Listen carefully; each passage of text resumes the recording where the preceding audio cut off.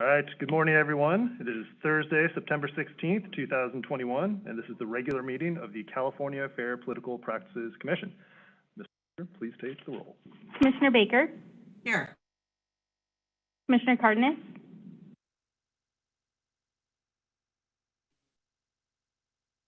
Commissioner Wilson? Here. Commissioner Wood? Here. Chair Matich? Here. Good morning, everyone. We'll go ahead and begin with item number 1. This is public comment for items not on today's agenda. Do we have any public comment?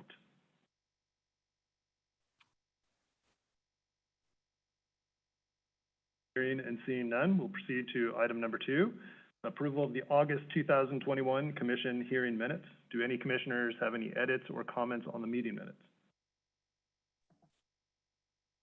Baker? I had provided this minor edit to the our excellent minute taker, Miss Linker, in advance. Just there was a period of the last meeting where I dropped off because of bad Wi-Fi, and it wasn't noted in the minutes when I dropped off and returned. I believe that the addition that I still have in front of me doesn't have that, but I'm sure that adjustment has been made, and if it has, I would move to approve with that one change. Noted. And that is fine. Do other commissioners have any edits or comments? Hearing none. Commissioner Baker, was that a motion to approve with your edits? Yes. All right, I will second. Ms. Linker? Commissioner Baker? Aye. Commissioner Cardenas? I am now present, and my vote is yes. Commissioner Wilson? Aye. Commissioner Wood? Aye. Chair Matich? Aye. The motion passes. All right, our next item is our enforcement consent calendar, and that is items 3 through 8 on today's agenda. Before we get to that, I would like to pull for separate discussion item number 3. I have some concerns about that particular stipulation. Do other commissioners have any other matters that they wish to pull from the consent calendar? Commissioner Wood? I'd like to pull item 6 just for a couple questions. Right. Any other commissioners wish to pull an item from consent? Mr. Chair, item 4, please. 4? All right, that leaves us with items 5, 7, and 8 for the consent calendar. Morning, Chief Brereton. Is there anything before we proceed with the items on the consent calendar that you want to talk to the commission about? I'm sorry, so 5, 7, 5, 7, and 8 for the consent calendar. The only thing I'd like to point out is on number 8, that is a default that we are presenting, and I wanted to reassure the commissioners that we did reach out multiple times, including when we personally served the accusation on the named candidate. So I just wanted to reassure everyone that we did take those steps. Any commissioner questions or comments on the consent calendar before we turn to public comment on the consent calendar items? Hearing and seeing none, do we have any public comment on the consent calendar? And again, for today, that is items 5, 7, and 8. Hearing and seeing none, do we have a motion to approve the consent calendar? I can move So it. moved. All right, motion by Commissioner Wilson, second by Commissioner Wood. Ms. Linker? Commissioner Baker? Aye. Commissioner Cardenas? Yes. Commissioner Wilson? Aye. Commissioner Wood? Aye. Chair Matich? Aye. The motion passes. Now proceed to our separate consideration of items 3, 4, and 6 from the enforcement consent calendar. Item 3, I asked to pull that item. There were a couple aspects of that stipulation that I had concerns with. The first was with respect to the amount of the fines, the proposed fines, for counts 1 through 5. They are currently reflect $2,500, which is about the midway point. And what struck me about that was that this individual had 25 years of experience with the act. And to me, that is a high level of sophistication, or at least we should assume a high level of sophistication for somebody who's been in public office that long. And I would believe that they would have an obligation to, even though their prior offices may have been local offices, they would have an obligation to look at the act and understand the differences of the rules that may apply from local to state, given that amount of time as a public. I think those fines are a little too low. I think we should compute a higher level of knowledge to an individual. Secondly, on page 9, I believe there's a typo, but it's an important typo substantively, and I'm particularly looking at lines 1 and 2. This is where we typically, in our stipulations, we talk about what is the harm that's associated with particular counts. And the count here is one of the more serious ones from the commission standpoint, and that's when somebody receives an over-the-limit contribution, or somebody makes an over-the-limit contribution.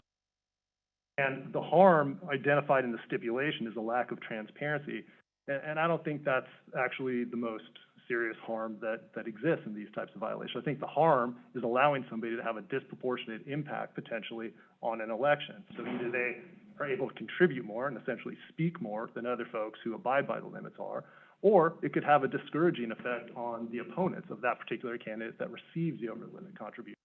They're perceived as having raised more money than they actually should have. And so I think those are serious harms. They're reflected actually in stipulations 4 and 5, I think correctly, as the type of harm that exists when you have an over-the-limit contribution.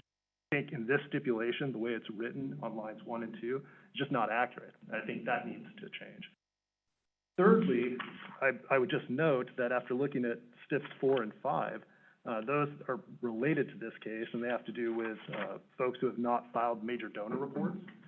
I don't see any reference in stipulation 3 with respect to whether there were additional counts that could have been brought against Mr. Chang's committee for not sending the requisite notice for major donors. So based on those 3 concerns, I think that the fines here are too low, and I think we should reject this.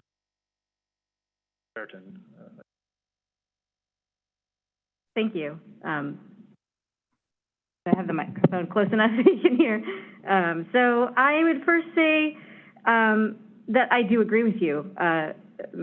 Mr. Chang is experienced, but we took that into consideration in the way that we charged this particular matter. The $5,000 reports, as you know, are only related to state campaigns. Most of his experience was local, so this was something new for him to be managing. The $5,000 reports are outside of the regular 90-day cycle, so they're earlier than the period just before the election. And all of these particular contributions were disclosed on the semi-annual timely, so they were all disclosed before the election. And because of his high experience and it's a pretty high amount of money as well, we, instead of charging it as one count, as we did in the comparable case, we divided it up into 3 counts to acknowledge that this was more serious and needed to have a higher penalty than, I mean, even if we had it in 1 count and max fine, we wouldn't have gotten to the amount that we did, splitting it up into 3. So those are our reasons for the $5,000 reports. As far as the 24-hour report goes, that is count 5. There was only one one report that was late filed. It was filed before the election. It was only 1 day late, and it was a very small percentage of the activity for the committee. So typically in this kind of situation, we would usually use that as aggravating circumstances. We wouldn't even charge it separately. But because of his experience, and late contributions are included in local elections, we included it as a separate count instead because of his experience, and we wanted to make sure that we were appropriately charging for his experience. And similarly for the occupation employer missing information, that was count 4. These were all contributions that were disclosed in advance of the election, and it was a small percentage of the activity. And again, we would usually include this as aggravating circumstances for other filing violations, but we actually charged it separately on its own because of the experience that Barry Chang has. Regarding the public harm, what I can say about that is, always the stipulations that come before you have been negotiated in advance. I can also, though, make sure that going forward, we are more consistent, especially in cases where we have intertwined cases like we do here with numbers 3, 4, and 5, that we are consistent in our language going forward. And as far as the major donor notifications go, that was an oversight on our part. And again, we will make sure that we include that information going forward when we have major donor issues. Do you agree that on page 9, lines 1 and 2, that as currently stated, it doesn't accurately reflect what the most serious public harm is associated with that count? I do agree. Like, our usual statement is the ones that we included in 4 and 5, and I apologize for, not making sure that our stipulations were as consistent as they should be in that respect. That is the typical statement that we make in in cases that involve contribution limits, something to that effect. It's not always the exact same language, but we do use those types of phrases more when we're dealing with contribution limits violations. Okay. Other commissioners have questions for Chief Brereton? Mr. Chair, if I might, I'd like to just align myself with the chair's comments with respect particularly to the first 2 of his 3 points. This is quite apparently a sophisticated individual, and the harm here to local democracy and the bonds of trust that really form democracy, perhaps are at the most local level. Ms. Brereton, in that connection, is this an individual, Mr. Chang, with whom your staff had prior dealings? Was there not a 2014 incident? The 2014 case that is referenced in the stipulation is the only prior case that we have had.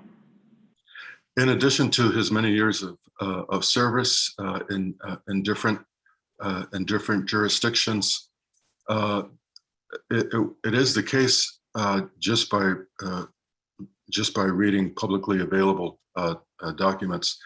The city of Cupertino, of which he had the honor of being mayor in 2016, which is at least part of the relevant period here. Apparently, according to a local paper, had in place an ethics regime, which was at least robust enough to include, I don't know if it was a prohibition or a mere reporting requirement, for individuals who seek to contribute through their own personal self, but also through an entity a business entity that they control.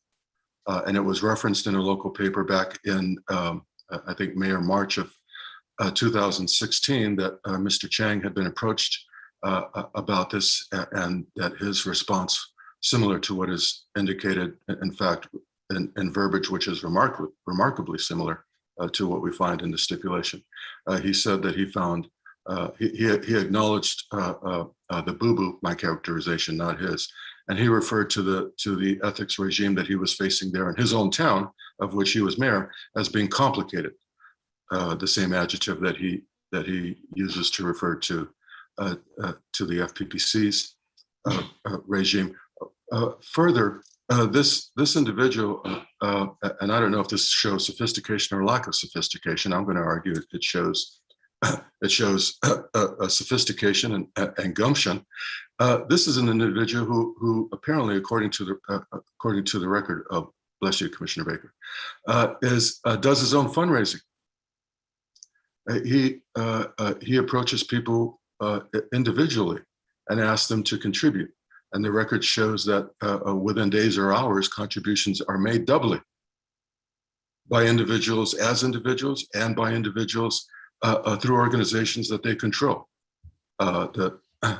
Largely the reason for my request that related item 4 be also pulled. So this strikes me as a particularly sophisticated individual who has an understanding of how to get things done merely by suggesting after the fact, if it's exposed, that he found either the local or the statewide regime to be complicated. Those are my comments, Mr. Chair. Thank you. Thank you, Commissioner Cardenas. Did you want to respond to any of that before I recognize Commissioner Baker? The only thing I would note is that we do not have jurisdiction over the local ordinances, but we do look at local rules when we are evaluating these types of cases. When it is a local campaign, this particular campaign was a state-run campaign, so we don't look into that as much under these circumstances. All right, thank you. Commissioner Baker? Thank you. I agree with the points that have been raised by both the chair and Commissioner Cardenas, and just align myself with them. I have both some questions and comments as well about this one. I won't duplicate what's been mentioned already. The first one has to do with the prior in 2014. On page 4, line 16, the stipulation mentions that this is not considered a prior enforcement history because it was resolved after the violations in this current case occurred.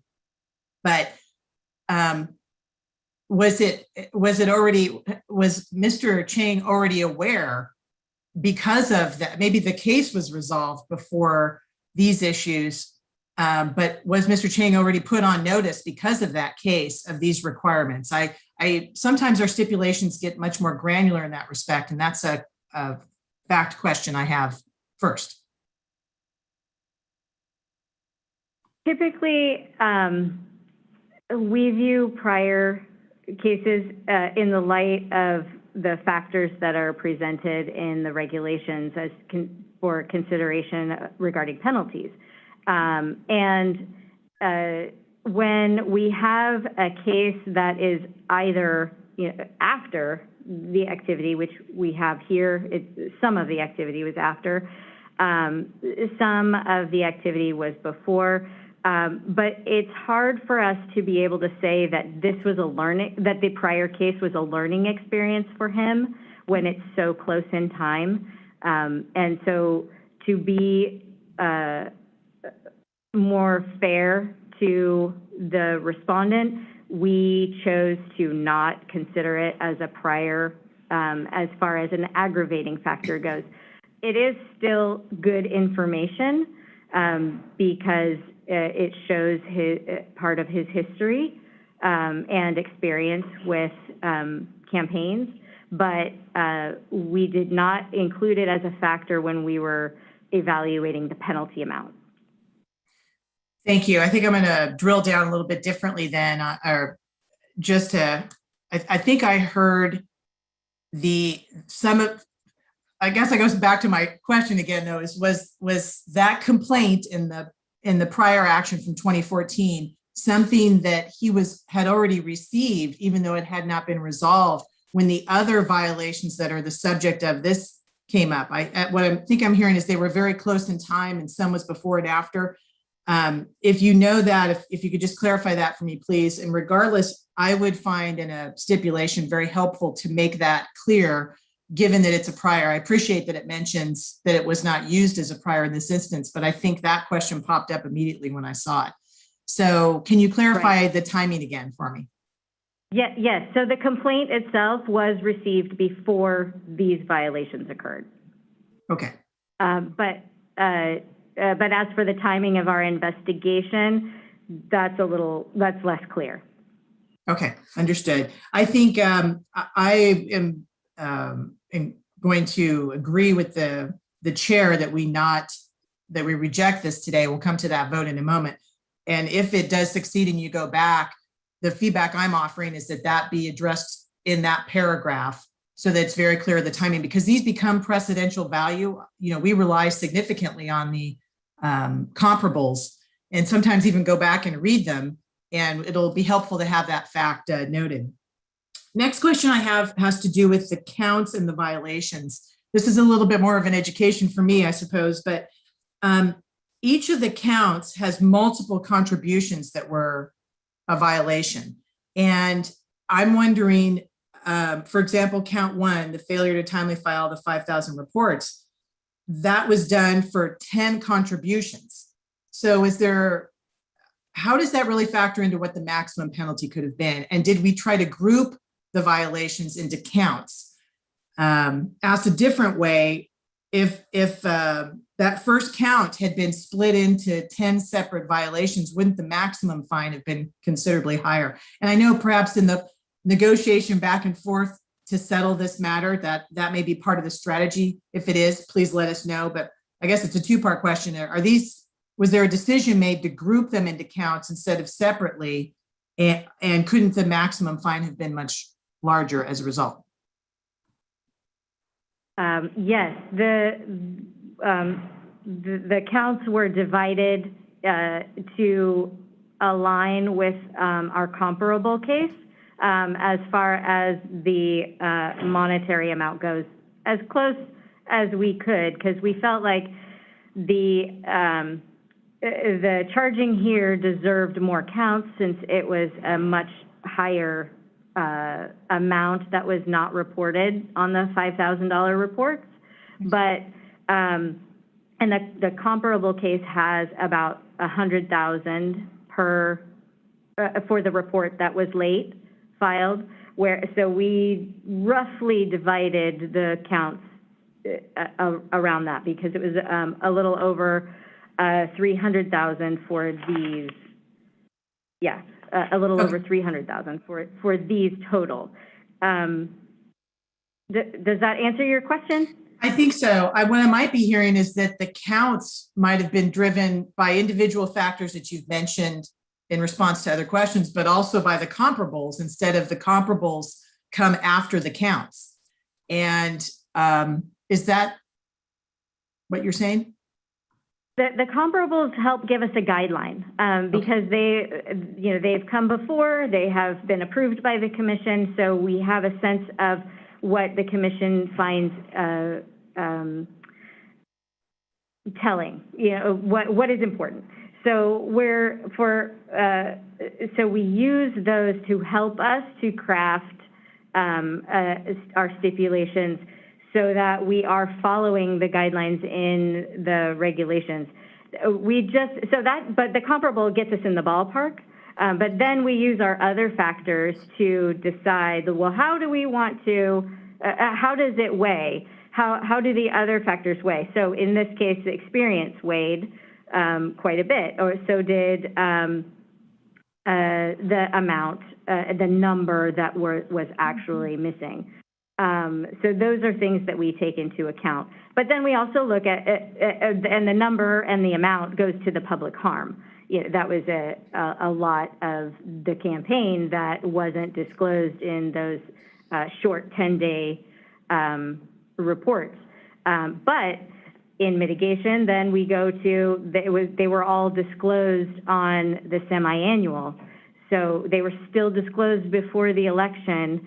So while we didn't have the disclosure within the 10 days, we did have it before the election, and even before the election cycle, because they were disclosed on that before the 90 days began. Thank you. That is helpful for me to understand. I in the past have made the assumption that the counts were driven separately from the comparables. The comparables were more for what should the penalty be, and less how should the counts be structured. And it may be that horse is already out of the gate, or whichever it is. Perhaps in December, when we have the enforcement overview for the year, it would be great to have a discussion about that, both for our commissioner education purposes, but if we still want that, or just what guidelines go into it. I think my last question goes to the same paragraph that Chair Matich pointed out on page 9. And it is also language that jumped out a little bit at me because it seems different than what I have seen in other stipulations.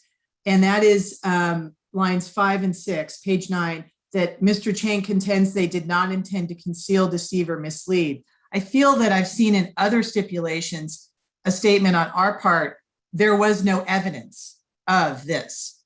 The way it's written here, and I'm not trying to wordsmith, micromanage the stipulation truly, but this did jump out. The way it's written here is they told us that they didn't intend to deceive, so they didn't intend to deceive. And I suppose if this is rejected and we ask that you go back, that is language that I would also make more clear if we have more than the contention, or if we are able to say a strongliness, we did or did not find evidence to conceal. We've been in other cases in my time on the commission so far where it's clear there was evidence to conceal, or it was ambiguous. There was some that shows it was and some that shows it wasn't, and it kind of metered out. This sounds like we took their word for it. I'm sure that's not the case. I'm sure we're much more rigorous than that, but the language is one that I would make more clear should this be rejected. And I lied, I had one more. In the middle of that page, there is a notation on lines 4 through 16 that, and it's a mitigation point, which I think is very good to point out to us, that the committee and Chang voluntarily filed amendments to the campaign statements to remedy their reporting violations. In other stipulations I've seen, and I think in this one, it might even be mentioned, or perhaps it's in the ones that go with it, the items 4 or 5. The language says, after we notified them, they quickly found out. This is a little unclear if they voluntarily did it without first being notified of a potential complaint. Do you happen to know that timing as well? And that would just be language that if it's something that you can negotiate, I would make clear as this is a precedent for us. I'm sorry, can you point me to where you were looking in the stip again? Yep, you got it. Page 9, lines 14 through 16, right in the middle. It's the end of the second paragraph. And it mentions that they voluntarily amended, which is great. We want people to do that. It was unclear to me if they voluntarily amended after the complaint was filed. And, you know, I might have been not gone back and looked at the timeline that you've provided. And if I just connected the dots in the stipulation, I may have been able to answer that question myself. But that is one point of clarification I would encourage having in there. I do know that the amendments were filed before the election. I am not certain of the timing of when this complaint was received in relation to the date of the election. Okay. But I know that the amendments were made before the election occurred. Okay. And that may be stated elsewhere in the stipulation. I'll confess that I may be conflating it with the other ones that are here. So, so thank you. And thanks to my colleagues for bearing with me to ask so many questions. I appreciate that. And that's my guidance as I intend to not adopt this stipulation today. Thank you, Commissioner Baker. Commissioner Wilson? Okay, thank you, Chair Matich.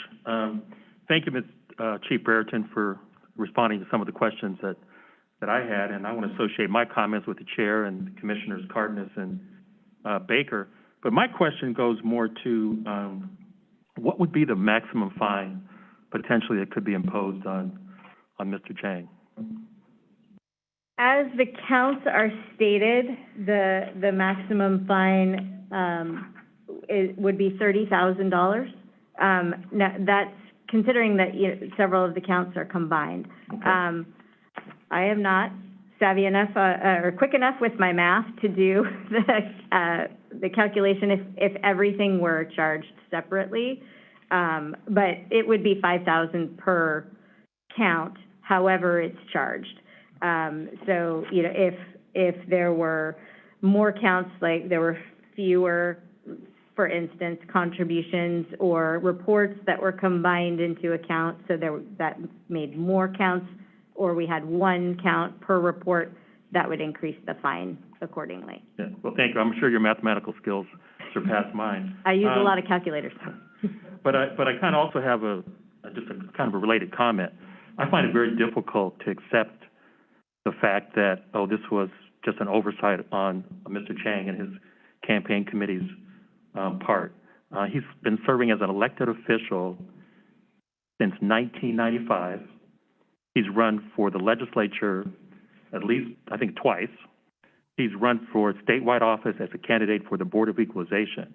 So I find it very difficult to accept, you know, his representation that he didn't understand the law because he had a duty to, and he had over 25 years to figure out how the process works. So I'm opposed to this particular stipulation and feel that a larger fine, as determined by recommendations from you and the other commissioners, would be warranted. Thank you.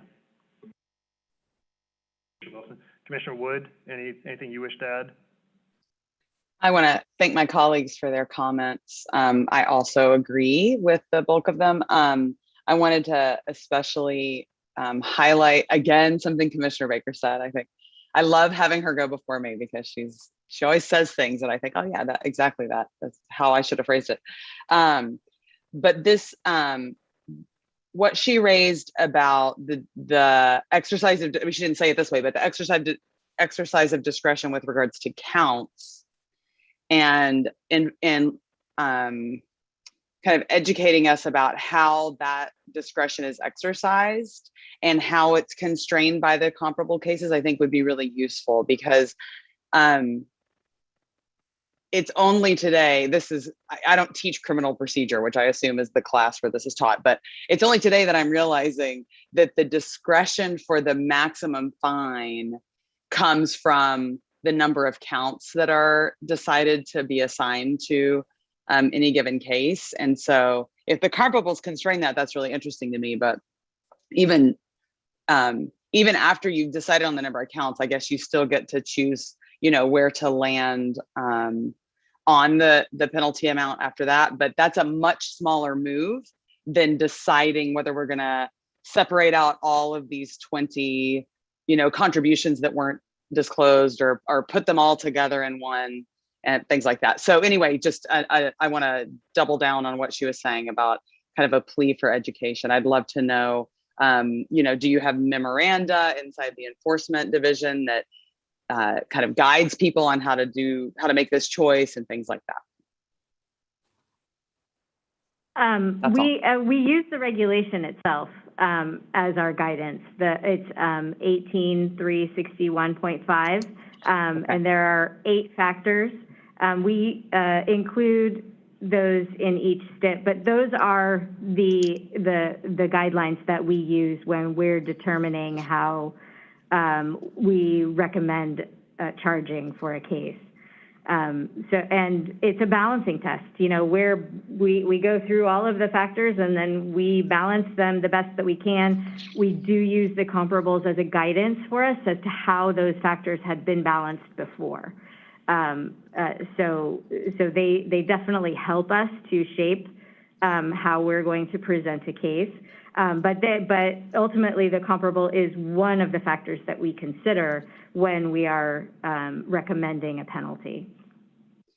Right. So I don't disagree with any of that, of course. I mean, I think that's exactly how it should be done. I mean, I've read this list a lot because I read it every time I read a stip, you know, but it doesn't really talk about count specifically. So this is, I don't know, maybe for people in the enforcement division, this feels like, of course, this is how it works. But for me, it was really new today. And so I would just appreciate learning more about it. That's all. Okay. I can, so a little bit is, you know, our practice has come about because of the Streamline program a little bit. In Streamline, we have been directed to charge for every count separately, whereas historically, it's been our practice to combine counts when we feel it's appropriate under the circumstances, and which shows in the comparable cases, and that's sort of where that factor comes in, is, you know, we're looking at how we have done things previously, but it has, you know, we do have the Streamline program in effect that we can go through and we do charge every violation separately in Streamline. It's designed that way. The mainline stipulations allow for more flexibility in that respect, but they also incur a higher penalty, and then we have the narrative of the conduct on public record. That's really helpful. So I mean, maybe that's enough education for me, but just it helps me understand that what I need to also be doing is look at how the counts were divided in a way that maybe just as a new commissioner I wasn't doing. So thank you for taking the time for that. You're welcome. Chief Brereton, I did want to just circle back on one thing, because I think Commissioner Baker raised, you know, another excellent point when she was talking about the timing and the language on page 4, lines 16 through 18, about whether we considered the prior, in this case, because the language of the STIP was resolved after not all, but most of the violations in the current case. So, and I just note that the FPPC number associated with the prior case is a 2014 number. And the earliest violation for missing occupation employer here, the soonest that happened, was July of 2015. So if I think I'm understanding this correctly, if we have a 2014 number on the prior, then Mr. Chang was on notice at the latest, probably the first couple weeks of January of 2015, that he had messed up some occupation employer from a 2015 race. And yet 7 months later, 19 contributions show up that still have missing occupation in them. Is that factually, based on what you understand, correct timeline of things? Yes, but I would caution you to remember that complaints are not proof. They're not evidence of a violation, they are allegations. And so just because somebody has received a complaint doesn't necessarily mean that there has been a violation. And I have, not having read the previous complaint from the 2014 case, I can't speak to it. But in general, you know, we treat the prior cases seriously because it will increase penalties. And if we feel like it's not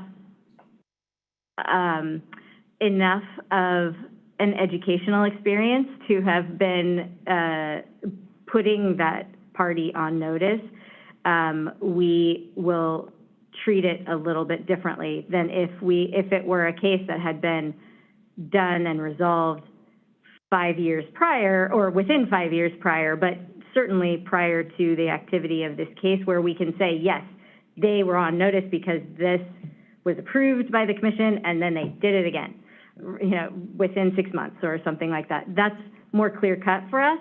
It's harder when we have cases in progress because not all cases move in a linear fashion. And again, the complaint is not evidence itself. And so we still have to do our investigation and then work with the parties, and each case has its own timeline. So, so in general, that's why sometimes we don't consider a case that they have had before with us a prior as far as increasing a penalty goes.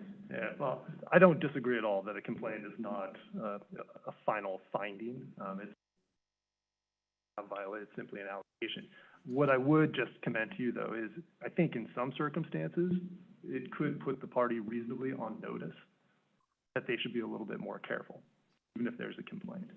I think if here, I mean, I'm assuming the latest date possible where this case, you know, or this complaint was filed at the very last day of December, right? I mean, if that's true, that's at least 7 months notice. Could have been much earlier than that, longer period of notice.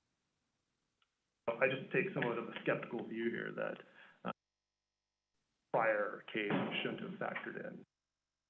I understand your point. I agree with it, but I just think, you know, your example was 5 years notice. I guess at some point you have to make the determination how much notice is enough notice to 5 years is a lot. 7 months. Right. I think that's getting pretty close. Anyhow, all right. If no commissioners have additional comments, I'd move to public comment at this point. Do you have a public comment on item 3? Yes, this is Gary Winnick, attorney for. Morning, Mr. Winnick. Good morning. Just want to make sure you. You know, I have to say that the commission is getting wrong factually the nature of Mr. Chang and his sophistication. He was a local candidate for a number of years, but as we all know, local city officials are generally part-time people. They don't always have contested races, and they don't raise the kind of money or have the same kind of reporting requirements for us. So if you'll notice, Mr. Chang is listed as his own treasurer. So when he moved from doing a local race to a state race, he thought he could continue on serving as his treasurer and did not realize the uptick in sophistication that he needed to serve as his treasurer. So basically got in over his head with the state race.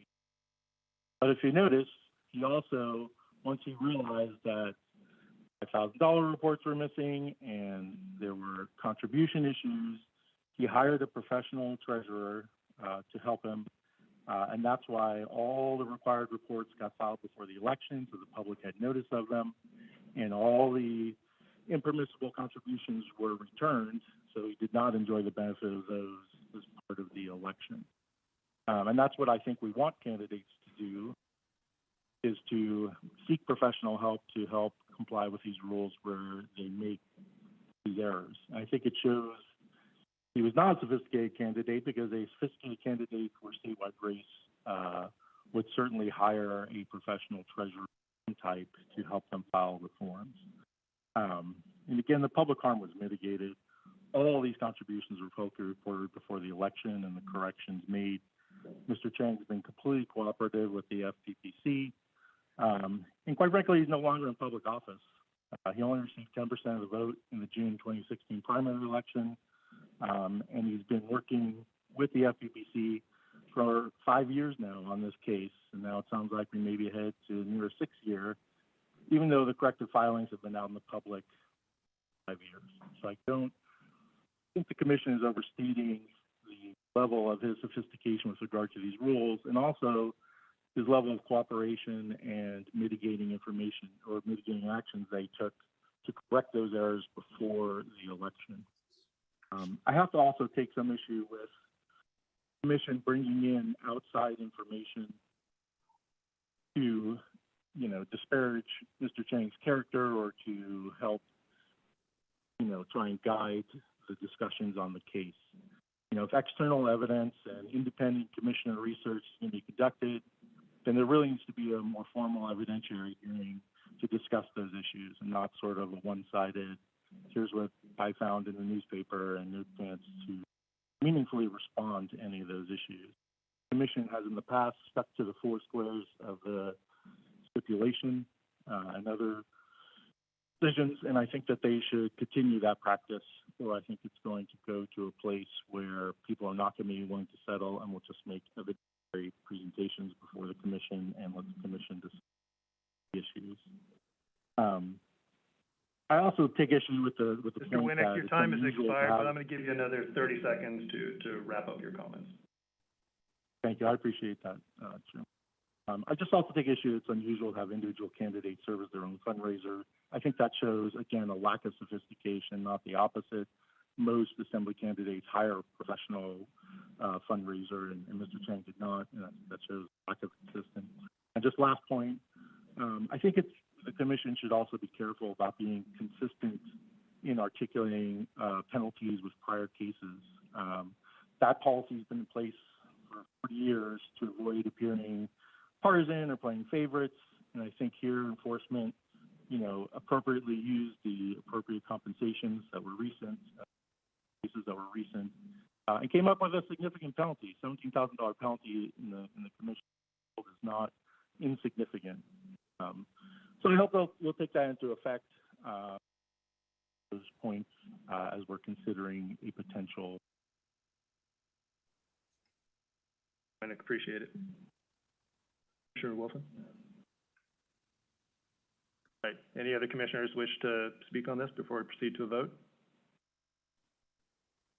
Hearing none, I would then move that we reject the stipulation and direct enforcement to negotiate a new stipulation for presentation. Second. Commissioner Baker? Aye.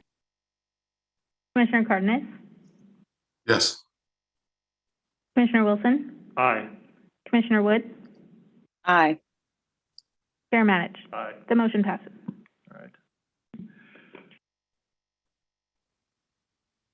We'll now proceed to item 4, which was, I believe, the second matter that we were pulling from the consent calendar. Commissioner Cardenas, if memory serves, that was you, sir, that requested that? Yes, Mr. Chair, thank you. Ms. Brereton, there is a company identified in the stipulation as being among the companies or among the entities that contributed to this individual. Bayca, B-A-Y-C-A. I don't believe the STIP identifies that company as being owned by the respondent. Is not that company owned by the respondent as well as the others that are identified as being owned by the respondent? So there are specific rules regarding aggregating contributions in the statute, and the different rules apply when an individual wholly owns a business compared to when an individual is a part owner with other people. And I can't speak to the other entity for certain, but I do know that we only included those entities that were wholly owned by Kaijing Ji in this particular matter. So if there may be other entities that were out there, but our investigation led us to these two to include in this case. Is there an understanding of, well, what is your understanding with respect to the respondent and the Bayca company, which is otherwise identified in the STIP? Do you mean in the Barry Chang STIP, in item number 3, or in this, in item number 4? And 4, the Shi, is it Kaixing Shi? Yes. Can you point me to where you're looking in the stipulation so that I can better reference it?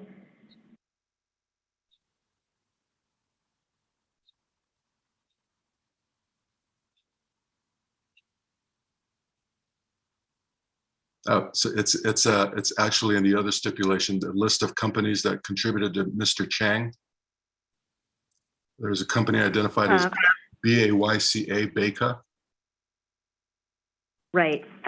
So the aggregation rules only allow us to, only require that contributions from entities that are wholly owned by an individual be added together with the contributions from the individual. The individual may own interests in other entities, but if that person is not the sole whole owner, then that can't also be added, because there are different rules for us to follow when there are multiple owners of an entity than there are for an individual. And basically, if there are multiple owners, all of those owners have to be owners in any other entity that need to be added together. So it has to be the same group of people. In order for us to include other entities here, we would have needed to find evidence that Kaijing Ji was the sole owner or wholly owned, I don't remember all of the terms, but the only director, the person who was in charge. And these are the only two entities in our investigation that showed that he was the owner of the entity. So he, Kaijing Ji can be a part owner in other entities, and those contributions will not be added together for purposes of the Act. What if the respondent's spouse is the sole owner of a company that is that would have been reportable or chargeable under your guidelines? What of that? As far as an entity goes? What if Kaijing Shi's, and I apologize for pronouncing the name, what if that individual's spouse was the sole director for Baker? That's my question. Did you check that? The Act typically treats a spouse as an individual with different requirements. So no, we would not be able to add together the entities that are owned by a spouse if the spouse owned it completely by him or herself. The rules under the Act don't allow us to add those together. They're considered separate.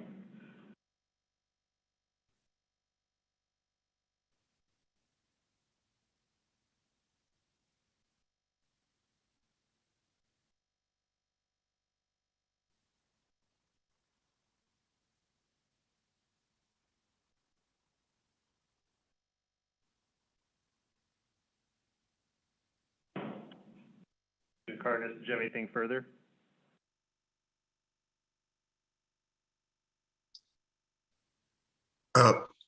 In other instances, we have asked staff if they are aware of any other more local jurisdictions that have related investigations going on.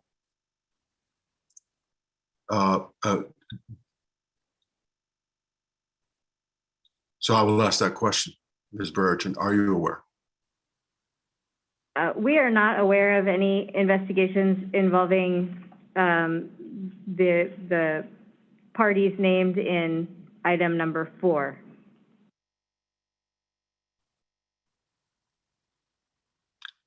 Perhaps we should have asked with respect to item number 3. I'm not aware of any in that item either. I have no further questions at this time. Thank you, Commissioner Cardenas. Commissioner Baker? Thank you. And I appreciate the questions that Commissioner Cardenas has raised. I need some clarification on this rule about sole ownership versus if you partly own the company. Because I'm looking on page 2 of this DIP, which summarizes aggregating contributions. And it does say contributions directed and controlled by any individual and any other entity whose contributions are directed and controlled by the same, which makes me wonder, what if the respondent was maybe they were a co-owner in a business, but they're a controlling shareholder? So maybe they don't own it all, so they're not the sole proprietor, but is the rule different if they're a controlling shareholder in that company and that company makes a contribution? Is that a separate rule? Yes, and there are, so the rule for the individuals and the entities, that actually comes from the statute, that's 85311. But there has been advice from the legal division that has clarified that when we are aggregating contributions of an individual, it has to be somebody who is the sole director and controller of the contributions. So if we had evidence that despite the percentage that person was directing and controlling the contributions, that would be something we would explore as to whether we could add it to other entities. But we would have to have the evidence to back that up in order to stay within the rules that are required. Thank you. In your experience, does the evidence have to be more than just understanding if the person has a 50% plus one share in the company? Yes, I mean, we would have to, I am speaking in generalizations here, I would think that we would need to interview witnesses. We would want to see if there's documentary evidence, because ultimately we would want to have enough evidence to go to probable cause and ultimately an administrative hearing to prove that aspect.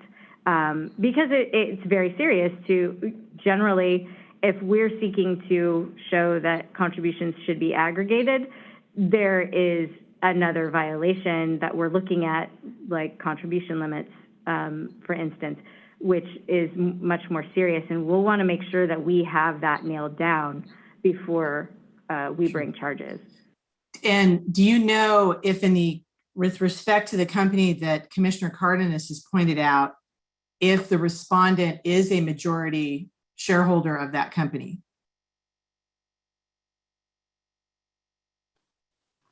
I can tell you that we looked into the ownership interests of that company. Because that's not part of this particular stipulation, I cannot share that information, but I can assure you that the entities that we could bring as far as adding together for this particular respondent, we have brought in this stipulation. Thank you. Thank you for reminding me to stay within the four corners. I appreciate that. And that is, that was my final question. I think I will also put on our December year in review, or maybe it's year in perspective, a primer on this. What is evidentiary requirements for control, even if you're not a sole owner? And again, it may just be for educating myself, and I can torture my colleagues in having us all educated at the same time, but I think it would be helpful. Thank you. Thank you, Commissioner Baker. Other commissioners have questions for Chief Brereton or comments on item 4? One more question, Mr. Chair. Thank you. Ms. Brereton, it is certainly appropriate and important for us as commissioners to be reminded of the four corners rule. It's also important for us to understand how our investigative team arrives at what may or may not be within the four corners of an appropriate charge. And so staff goes through different types of information to determine what might really be going on with respect to a particular complaint or investigation. And so it's in that connection, Ms. Brereton, that I ask, are you aware of your staff having reviewed, pursued, put to rest, published accounts, multiple, identifying Kai-Shing Shi as the owner of Beka? I can't speak directly to that since it's not in the stipulation, but I can say that we looked at multiple entities for this particular matter. And again, these are the entities that we could bring forward in a stipulation regarding adding contributions together.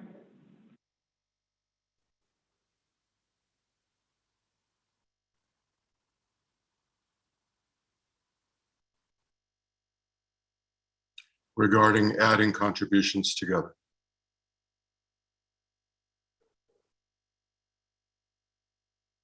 No further questions. Commissioner Cardenas? There are no further commissioner questions. We'll go ahead and go to public comment on item 4. Do we have any public comment on item 4?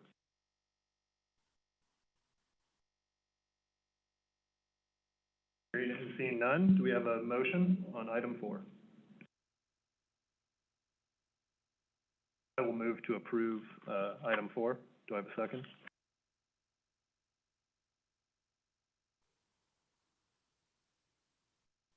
Second. Commissioner Baker? Aye. Commissioner Cardenas? No. Commissioner Wilson? Aye. Commissioner Wood? Aye. Chair Matich? Aye. The motion passes. Now proceed to the final item that we pulled from our consent calendar. This was item 6, and Commissioner Wood, I believe you asked to pull that one. Yes, and I don't even know how I feel about this yet. I just wanted a little bit more explanation, and especially on count 1. And so, you know, you can go down rabbit holes of comparable cases, and and I did a little bit of that. And so the comparable that we're referred to is Safe Vallejo Schools, yes, on Measure S. And that is one count involving 3 statements. This is pre-election and semi-annual campaign statements. And the amount in question is around $116,000. The penalty is $2,500. And I was thinking, you know, calculating the percent of the total amount might be useful. And so that is 2%. The case that the Safe Vallejo Schools comparable uses as a comparable is Dan Medina for Gardena mayor. And that is 4 statements that are lumped into one count, same penalty, but because it was only $34,000 of financial activity that weren't timely disclosed, that percent is 7%. And then if you look at this case, the Friends of Long Beach City College, it's before us now, it's four statements that weren't timely disclosed, lumped into one count. The total financial activity not timely disclosed is $750,000. And the amount of the penalty per count is $3,500, which is 0.5%. And so to me, that seems quite low. And I was trying to figure out what other kind of mitigating circumstances would be there. They were late filed prior to the election, but so was Dan Medina, the 7%. And they were late filed but incomplete for Safe Vallejo Schools, which is 2%. And then the only other mitigating factor I could think of was going 2 comparables back. Dan Medina did have prior campaign experience. He's the 7% guy. And here the Friends of Long Beach City College did not. But it seems like the percent of the violation, you know, that's accounted for the financial activity that was not disclosed takes a big dive between 2 comparables ago and now. And so I would just like to hear more about the reasoning behind count 1, because if we trace the comparables back, it seems like it's quite lax in this case. So we try to find comparable cases that are as close in time to the current case as possible, because, you know, commissions perspectives change over time because the makeup of the commission changes over time.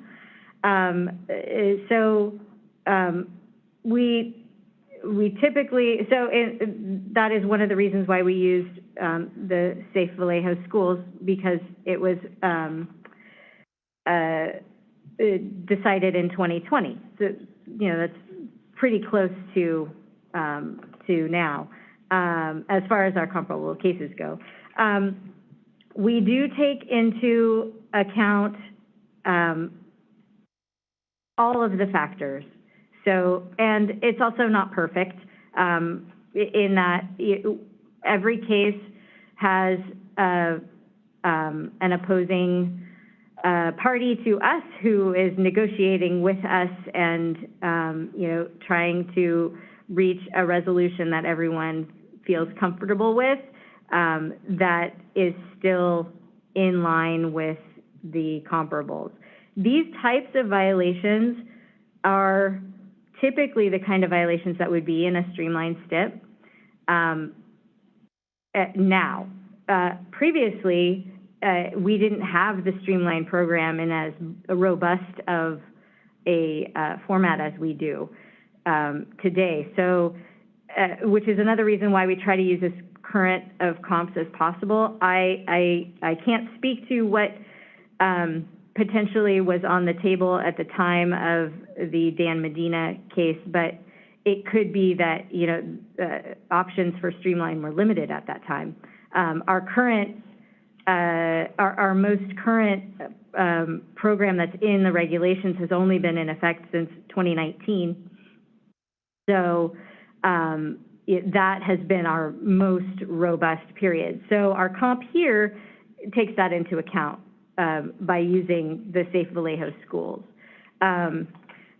Also, then we have mitigating factors like the inexperience of the parties, whether things were disclosed before the election. So you hit right on all of the things that we look at. And again, what I can say is these are negotiated to be brought before you. We would much prefer to have a case that is telling the story and having the parties admit to the violations rather than going through the default process, which in this particular case, we had gotten pretty far in the process. We had already noticed the default there. So we were more inclined to have an agreement where they're admitting to the violation rather than bringing just our side of the story. We also take into account things like, which for practical purposes, this is relatively old activity.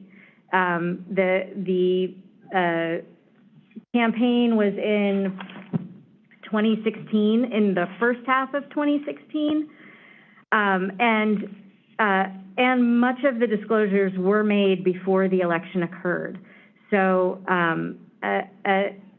except for the fact that the amount of the contributions were above the thresholds that are in the Streamline program, all of these types of violations would have been included in the Streamline program.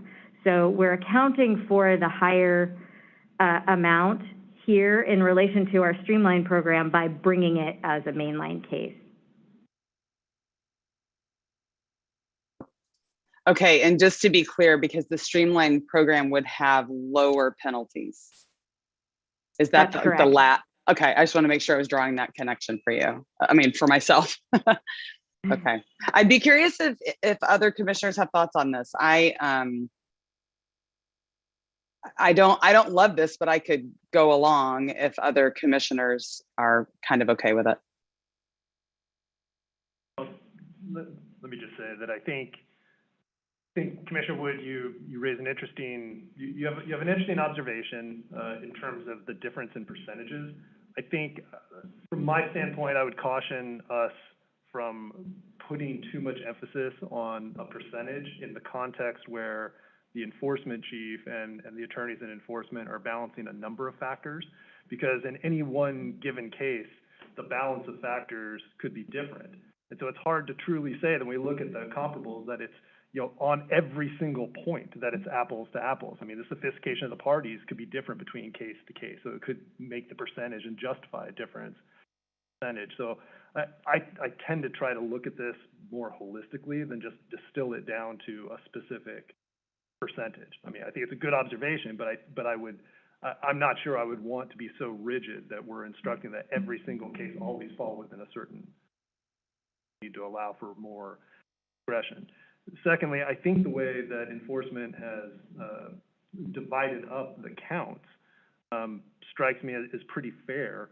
And particularly, I think count 4, when you compare count 4 to counts 2 and 3, counts 2 and 3 reflect late contributions where there was disclosure on other reports prior to the election.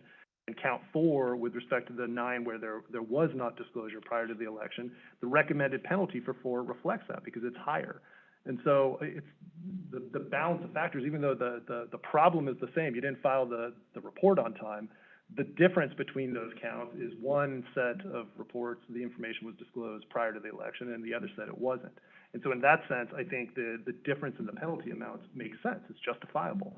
And so to me, when I look at this, I think this is a fair stipulation, also considering what we not to be particularly party, perhaps. That's my take on it. I don't know what other commissioners think.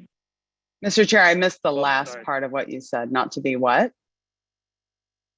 Well, I think that in this case, unlike some other cases that we've seen, even today, this particular group is not well steeped, or at least the evidence doesn't show that they were well steeped in the act, where we would have an expectation that they should know all the rules. So I think that is one of the sophistication of the parties is one of the factors that enforcement balances here.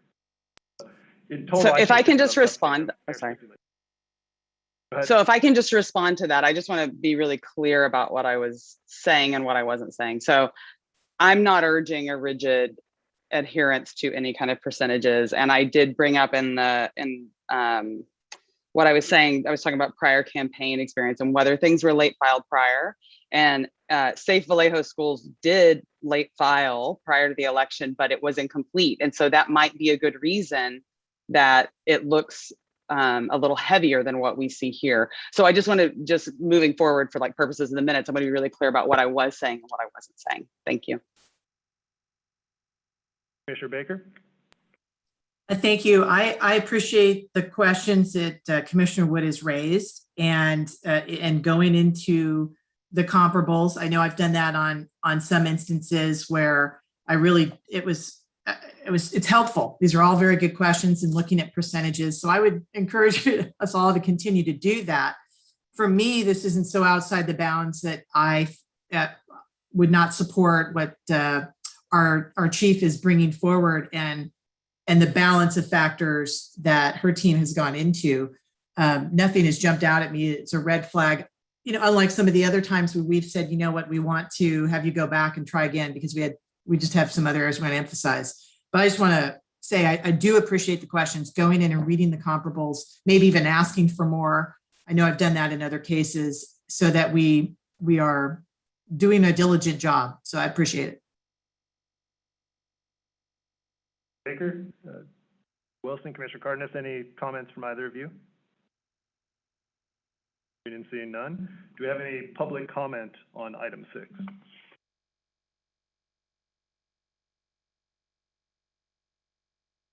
Hearing and seeing none. Do we have a motion on item 6? I'll move to adopt. I'll second. Ms. Linker? Commissioner Baker? Aye. Commissioner Cardenas? Yes. Commissioner Wilson? Aye. Commissioner Wood? Aye. Chair Matich? Aye. The motion passes. All right. Thank you. Chair Matich, may I make a quick correction on item number 7? Yes. I know it was already approved, but, we have an error that needs to be stricken from, the stipulation on page 7, line 23. The stipulation indicates that the parties were, represented. They were not represented by an attorney. So the language that is between the word respondent and hereby needs to be stricken. I'm sorry, which page again? Page 7. Page 7. It's line 23. So these parties were not represented by Ms. Correct. All right, well, if we're correcting typos, in item 7, I would also just refer you to footnote 13, the last sentence. While not in effect during 2016, the records provided by the foundation in connection, there was no foundation. I think that's a typo. Fixing the other one, might as well fix it. Certainly.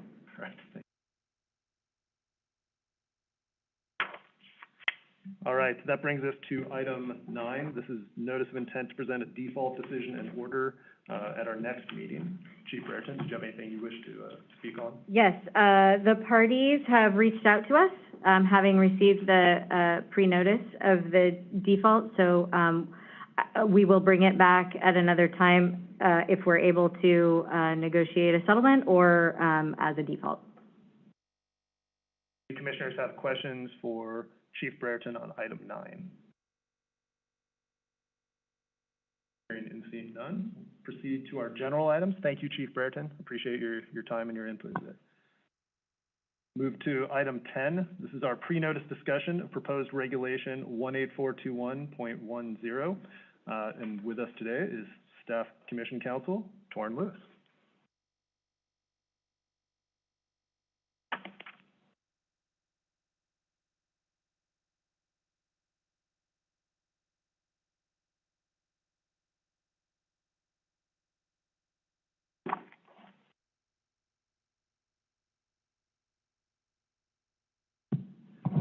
All right, good morning, Chair, Madich, and Commissioners. So just give me one moment. I'm going to pull up a PowerPoint presentation on my screen. Great.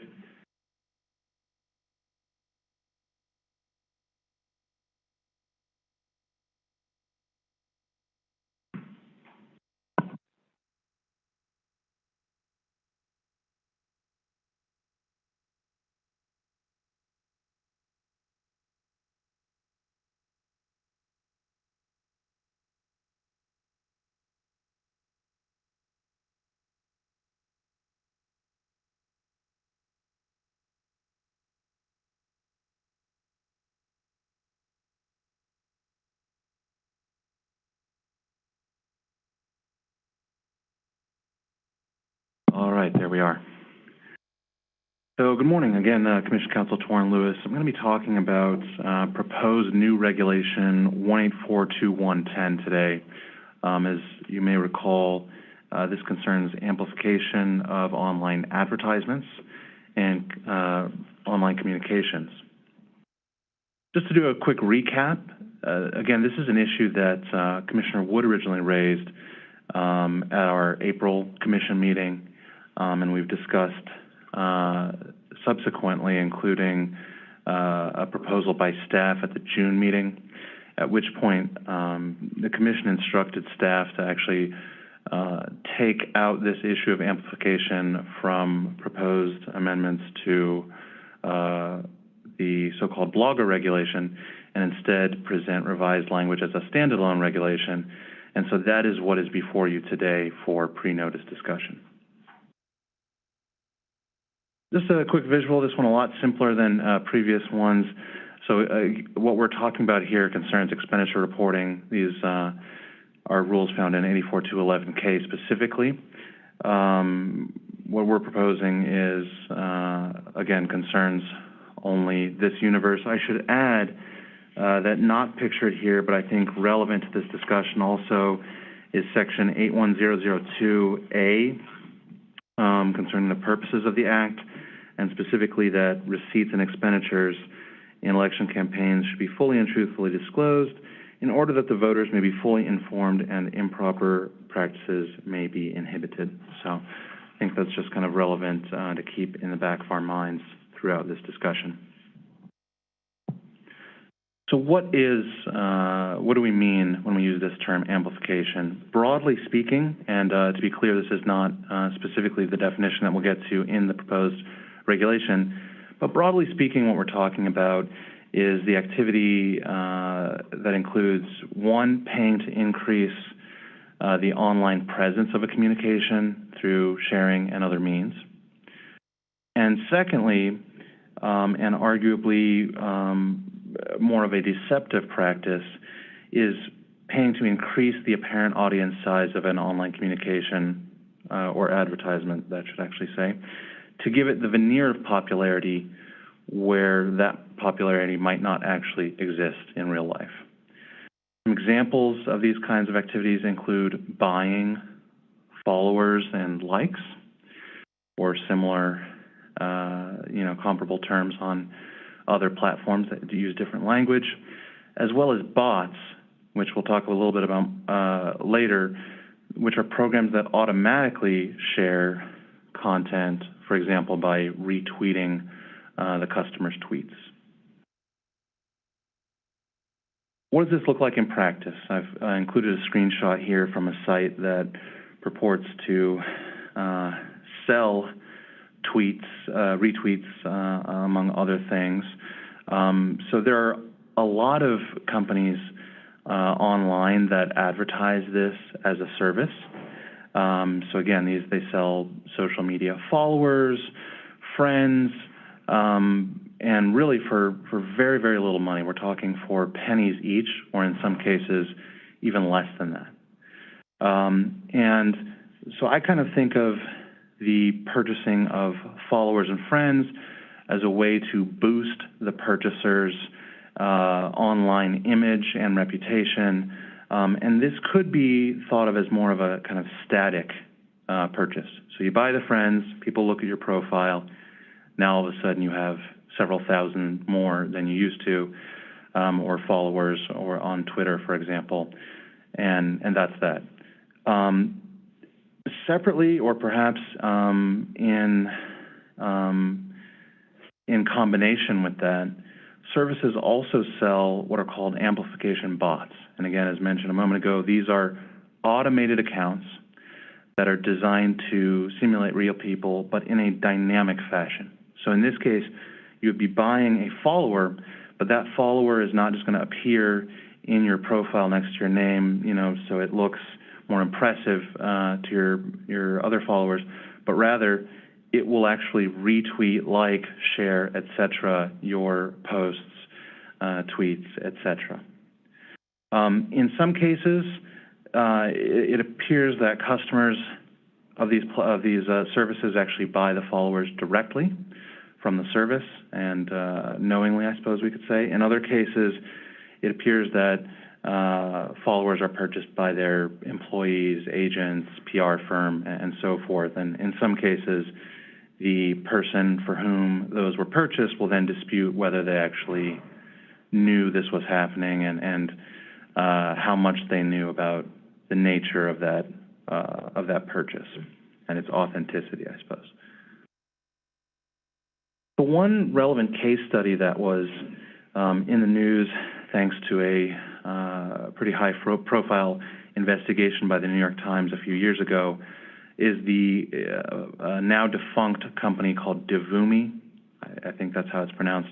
In any event, the investigation by the Times found that this single company alone had 200,000 customers, and these included household names, celebrities, business magnates, professional athletes, as well as public officials and candidates. And this company provided these customers with over 200 million Twitter followers alone, and again, often for just pennies per follower. The same company maintained a stock of at least 3.5 million automated accounts, otherwise known as bots. And in addition, they sold views on YouTube, endorsements on LinkedIn, and so forth, sort of a predictable suite of services on other platforms as well.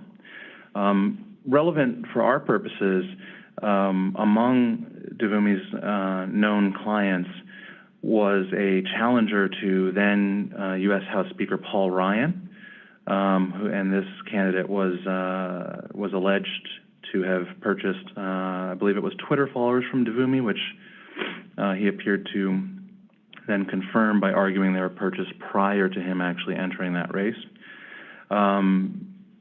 Ryan ultimately resigned, and the candidate ultimately lost to someone else. But it's just an example of sort of the prominence of this practice. This company, like I mentioned, is now defunct. They shuttered in the face of investigations by the New York Attorney General and FTC. Critically, the state of New York and FTC primarily went after this company because it was engaging in deceptive business practices, as well as impersonating real people to create its bots. And so, this is noteworthy because they were shut down not necessarily for the practice of hawking fake social media followers per se, but because they misled their customers in so doing and stole people's identities in the practice. Beyond this one company, there is a vast ecosystem of this kind of activity. In fact, researchers at USC and Indiana University estimated that up to 15% of Twitter accounts are actually bots. There's a similar, Facebook has a similar problem with having disclosed to its investors that up to 60 million of its accounts worldwide are actually bots, which is twice as many as previously suspected. And it's been widely reported that a number of prominent state and federal candidates and office holders across parties actually have significant numbers of followers, again, to the extent that they sought these followers themselves or knew about this is unclear. But it's a fairly widespread and seemingly global phenomenon. So, bringing it home, what is the relevance of this for the Commission? The issue that Commissioner Wood raised is that as this practice is currently engaged in, there's a lack of disclosure when it comes to reporting expenditures made to amplify messages in this way. So, Section 84211K of the Act does require that candidates or committees include certain descriptions of expenditures on their campaign reports, but there's no explicit requirement currently either in the codes that they can use on those forms or the specific description that is required under the Act that these descriptions indicate that those payments were for amplification. So, for example, as pictured here, a candidate could simply report that they paid XYZ Strategies for digital strategy and they paid them $5,000. But that doesn't inform the public that those $5,000 were for, who knows how many Twitter followers and retweets and bots and so forth. So just to flesh this out a little bit further with an example, let's say a candidate buys followers on Twitter, and again, whether that's simply buying the number that's going to appear in their account to look impressive, or actually buying a service that through bots will, use these automated fake accounts to like their content. So let's say Carl Candidate does this, and he makes a post, and on Instagram it would appear to the public that over 1,200 people have liked this, which let's say particularly in the local context, that could be quite a lot of viewers if those were boosted numbers. So Carl could correctly just report this expenditure on Schedule E, but could presumably would use code CNS for campaign strategy as indicated on the previous slide, and voters and viewers would be none the wiser that's where those likes actually came from. So what staff proposes to shine some light on this practice is twofold. First, proposed regulation 1842110 would define amplification to include efforts to boost, prolong, or increase the audience presence or visibility of a communication through sharing or similar means. And secondly, to create or increase the appearance of support or opposition of a candidate or measure through purchase of followers, etc. And next, it would require that when a committee makes a reportable expenditure for amplification measures, that committee must specifically describe the payment on its campaign statement to include some relevant information about the nature of that expenditure. And pictured here is just an example of what that might look like, including 10,000 retweets, 10,000 likes in the description of payment, which is going to give the public a lot clearer picture of the nature of that expenditure. So with that, that is all I have as far as my presentation, but I'm happy to answer any questions you may have. Thank you, Mr. Lewis. Do commissioners have questions for Mr. Lewis on this proposed regulation?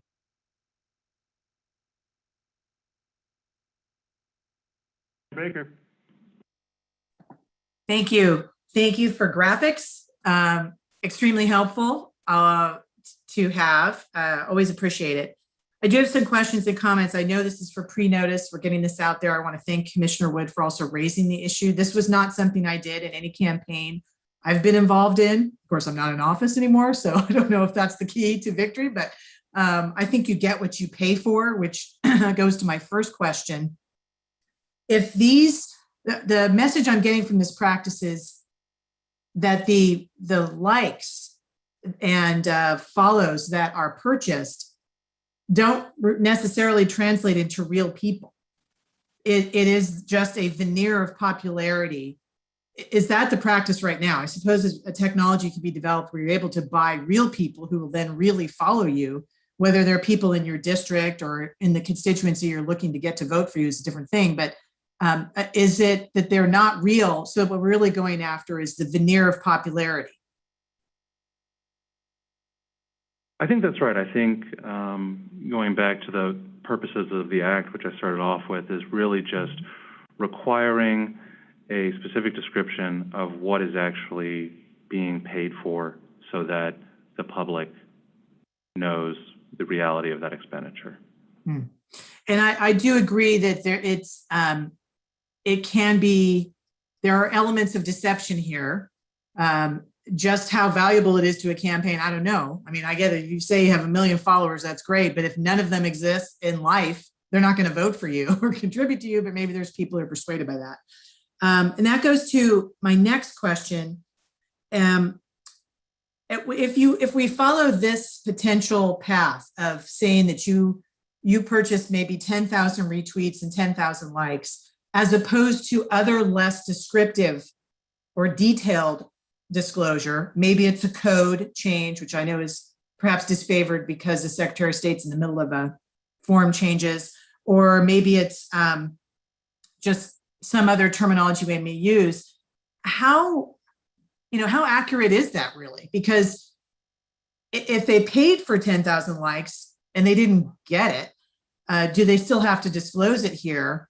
And is it possible that the real value is how many of those likes are real people? So, how much are we really helping the public other than just letting them know a campaign amplified? And that's sufficient. So I want to go back to what I'm trying to get at here is how easy is it for a campaign to know 10,000 retweets happened within the time frame that we're looking at? Because I don't want to set up a campaign for something that, look, we paid for 10,000, but we don't know that we really got any. And I might have paid for 10,000 likes, but I've also had 2,000 people unlike me. And what's the wash? So can you help me on that one? Yeah, so just so I make sure I understand your question correctly. So is your question, how closely does what these customers of these services pay for track with what they get? It is. I thank you for trying to clarify, because I rambled a bit. I have a lot of thoughts on this. So, I mean, if we're going to potentially go down the path, and this is feedback we can give you, of get specific as to how many retweets or likes you paid for, I don't know what the value of that is to the public if that did not materialize and provide that veneer of popularity. So how, yeah, that's what I'm getting at. Like, how much can a campaign really know how much they received, so that we're being accurate in what the public's going to understand in disclosure? You know, I'm not Knowing that certain, people you know, unlike and unfollow, so that it could be a wash. Yeah. I mean, so I think in the case of bots, based on my understanding, again, Commissioner Wood has a lot of expertise in this area that I do not. The bots would be pretty clear. You know, you'd be paying for a specific number of likes or retweets. But if that didn't materialize, to me, just, you know, sort of speaking off the cuff, it seems like that would be an issue between the vendor of that service to the campaign and the campaign. You know, I'm just thinking in other contexts, I'm not sure we delineate between when someone paid for flyers and whether the printer actually delivered on time, if the campaign would need to wait to report that till they actually fulfilled their end of the contract. So I think that would probably just be an issue between the vendor and the campaign. And I think what we're getting at here is, what did they pay for? What was the expenditure for, the purpose of the expenditure? And that makes sense. Certainly, if a consultant or vendor breaches a contract with a campaign, we don't get into the weeds on that. But if we are going to get into a situation where we're requiring a public disclosure of a certain amount of tweets and likes, just one option here, and we don't know which ones, the public isn't going to know which ones are real retweets and which ones are fake. And if it becomes a wash because, again, some people may unfollow and unlike something, it's just how valuable that information is to the public, versus just knowing that this is a campaign that paid someone to amplify a message. And this gets to where my feedback is on this, which is, I tend to be more in if we're going to disclose in this area, that we require disclosure that amplification happened, either through a code or just a descriptive that you have to identify that amplification happened, but then not much more, potentially. And I'll be very interested in fellow commissioners and what the public says as we go forward with this, because at some point we are becoming actors in a campaign by the more that we require campaigns to disclose of their strategy. We're basically requiring them to say to the other side, rather than to a voter who is likely to look up that information, I'm doing X, Y, Z. I'm targeting here, I'm boosting there. And I think what's much more valuable to the electorate is knowing that amplification has occurred and you're on notice that this campaign potentially has, the popularity you're seeing may not be solid. So as we go forward potentially with this regulation, I lean towards that, which is the disclosure of amplification, either through code or the description, but that we not become actors in the exchange of strategy through a disclosure process. There's a lot of other ways for people, I think, to get that information. And I don't think we should become actors in campaigns. And I feel that. You may have heard that from me in the past. That's my feedback early on. I'll be very interested in hearing from the different perspectives of fellow commissioners, and as this conversation continues with the regulations going out there. So Commissioner Baker, I want to follow up on your comment. So as I understand, I think what you were just saying is that you conceptually at this stage support requiring campaigns to disclose that they've made an expenditure for amplification services. But I think it sounds like you're drawing the line. The current proposed regulation would require the description of those services to include the number of likes, retweets, follows, et cetera. Is your point that you think that level of description goes too far? I'm very uncomfortable with it. I suppose I could hear the argument if there's someone be able to make it to me and persuade me, but I'm not comfortable with requiring more than that. And even it's a step for me on the amplification point because campaigns, different campaigns do it different ways, whether it's on a measure or an individual candidate. They may pay someone to have their big signs on primo location, not that signs win campaigns, that's a big debate. And we don't require, that's an amplification and a veneer of popularity, but we're not requiring that disclosure. Same thing with people who may write letters to the editor. They may actually write it for them and just put it on in front of someone to give a stamp of approval and submit it to a newspaper instead of it becoming an organically, I sat down at my kitchen table and wrote this letter to the editor. So there are other areas where campaigns engage in this veneer of popularity that we do not require disclosure. And so it's kind of a step for me to kind of be in the amplification disclosure world to begin with. Yes, much more information than that, I would not be comfortable with. I appreciate that. I think where I sit, Mr. Lewis, is I appreciate your effort in looking at the issue for us. I think it was a good one that Commissioner Wood brought to our attention. To me, I think you started in the right place, pointing to one of the fundamental purposes of the Act is to ensure transparent and timely disclosure of expenditures. And I think what naturally follows from that is there has to be a sufficient description of what that expenditure was. I mean, if you paid a printer to make signs, you would have a description that you were paying a printer to make signs.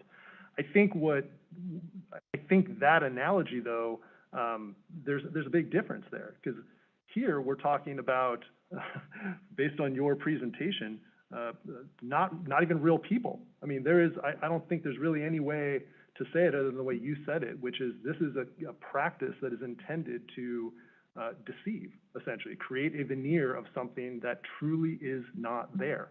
It's hard for me to see this as anything other than another species of misinformation, which unfortunately seems to occur time and time again in digital campaign activity. It should be of high concern to this commission that is a practice that's going on, because I just don't see any way that doesn't reduce transparency in our elections to the detriment of the public.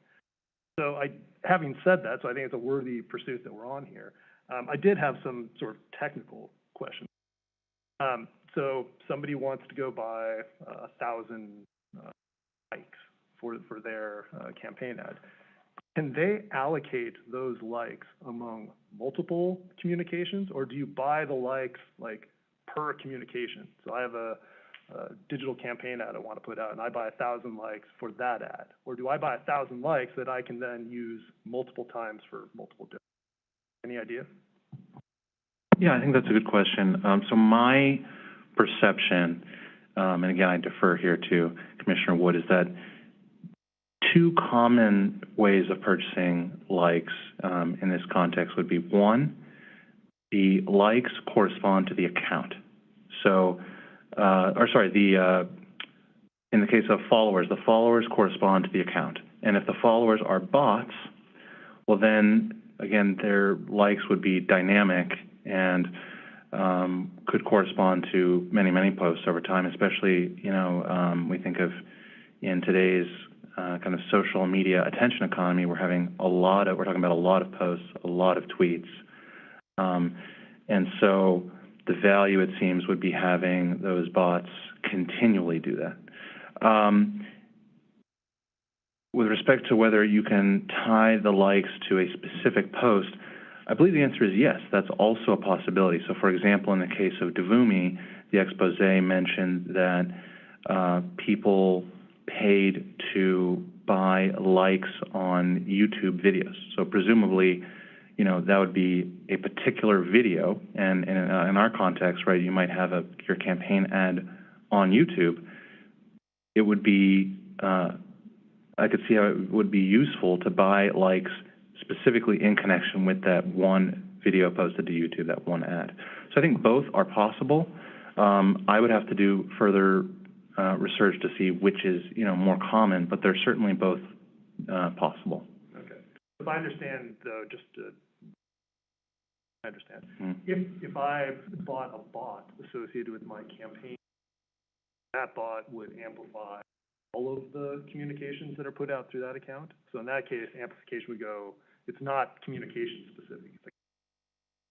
But in the case of likes, it sounds like what you were saying is that's more communication. For video, I would buy likes for that. I Mr. think Chair, that's I'm only correct. going to The way interrupt because, I'm sorry to interrupt. Sometimes your microphone has been going out, so I apologize for the interruption, but I think for those of us who are listening to your questions remotely, Mr. Chair, I think we're missing some of the words. All right, let me restate the question back to Mr. Lewis then. So my question is, based on what you just said, my understanding is that if I am a campaign and I have an account and I purchase a bot, that bot will amplify all the communications that I put out that are associated with that particular account. Versus if I purchase likes or retweets, that is something I purchase on essentially a case-by-case basis for each individual communication. So my understanding is that there is a vast universe of these services through which either of those permutations are possible. But what I think has been most commonly reported on is a scenario in which the customer is seeking to buy followers of some kind. And then oftentimes those followers will be bots who will engage in retweeting, liking, and so forth. And so they're kind of intertwined. But again, the expose on Devumi did specifically point out that customers, if I'm recalling correctly, had paid for likes specifically on YouTube videos or or endorsements on LinkedIn, for example, which are more of what you're describing. So I think the short answer is I think both are, many permutations are possible, including both of the ones you described, but they're not necessarily mutually exclusive. Okay, all right, thank you. I think that helped clarify things in my mind a bit. Going to the proposed regulation, I had a question for you about the intended scope of it. And I'm looking at the first paragraph. And so it reads, boost, prolong, or increase the audience presence or visibility of a communication through sharing or other similar means. Now, we've talked about that clearly in the online context of bots, retweets, et cetera. My question is that under this language, the way it's currently crafted, are we intending to capture such things as when people send mass text blasts out, or is that something separate? And if it is something separate, is there a way that we can tighten up that language that I just read? But I think you're correct to point out that so A1, to be clear, language could be tightened because at least in my mind, we're really talking about the scope being limited to online communications, and I would say maybe even particularly social media, but I don't want to necessarily limit it to that. So yeah, I do believe that language could be tightened. Okay. Those were all my questions or comments. Do other commissioners have questions or comments for Mr. Lewis? Mr. Baker? Thank you. I'm very much appreciating this discussion because it's good. Going to the, I want to get to the language in a moment, but I'm going back to the sign analogy because it's the best thing I can think of that is a well-known and understandable technique. We do require disclosure of expenditures. If you're going to, get a vendor that makes your signs or I don't know, T-shirts and buttons and whatever people used to do, certainly campaigns have to disclose that, but we don't require them to disclose how many signs you bought. or how many buttons you had made or how many shirts you purchased. I don't think. Maybe we required them to keep the records should they be audited, but those kind of rudimentary ways of campaigning, I'm sort of trying to see if it's appropriate to draw an analogy that's more a comment. On the language itself, going to item A1, I see boosting and prolonging a message and increasing an audience with a communication you have very differently than subsection 2, which is creating the veneer of popularity that people may not understand is not, quote, organic. And, many campaigns, including the most grassroots, least funded, but trying to take on the underdog, boosting is one of the best ways they can take their dollar and get their message, which is a real message to real people seen. And I'm not sure that I raised the question for you as well as my colleagues as we look at this, are we really trying to go after boosting and prolonging a message as opposed to the creation of a veneer of popularity? If we're going to do this, I would rather we almost separate those out and focus on the veneer of popularity. We may not agree on how much is disclosed. That's going to be part of the conversations, and not lump that in with boosting a message. I think they're two different things. Do you see that as different in your way you've researched this in your team? Yeah, thanks, Commissioner Baker. I think that's a good point, and I think I briefly distinguished the two in my presentation, but we can. I think it's worth going to further pains to differentiate the type of activity described in A1, which is, I think, like you say, not necessarily deceptive in nature at all, versus A2, which I think is arguably inherently deceptive. I would say from staff's vantage point, at least, the idea is not to go after anybody, but just to ensure accurate expenditure reporting. And so, we do that in a lot of contexts, and it doesn't necessarily imply, Right. trying to target anyone. That's an excellent point. But I agree. Yeah. Mm-hmm. I would go so far as to wondering, do you think that A1 should be in the definition of amplification, given what we're trying to go after here, or should that be totally taken out and we focus on the create and increase the appearance of support or opposition? Yeah, Commissioner Baker, this is Chair Match. I agree with that 100%. I think after looking at this and this conversation, I think that's right. That is the thing that is most disconcerting here. It's the veneer. It's the deceptive nature of it. It's the first paragraph really is just anything that any normal campaign would do. I don't think that's the focus here. I agree with that. I've been sitting over here nodding, but I just want to add my support. If we were to strike A1, I don't think we would lose the intent of what we're trying to do. One thing, I'm sorry, and also I didn't even ask for permission to speak. I'm sorry. Permission to speak. Okay. But one thing we might want to do if we're going to do that is not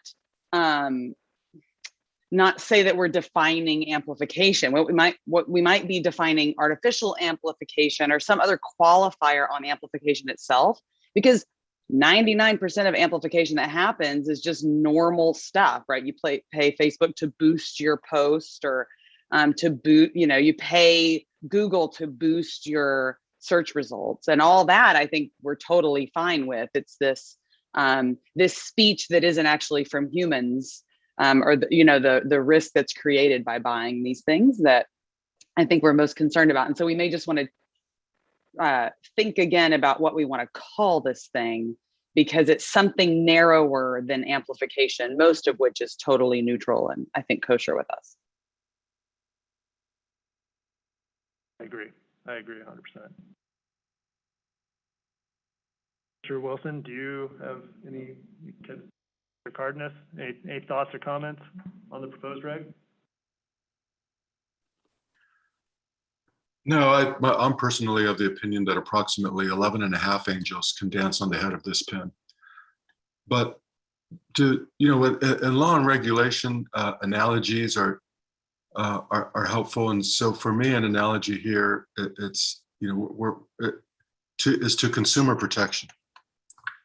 And, it's consumer protection and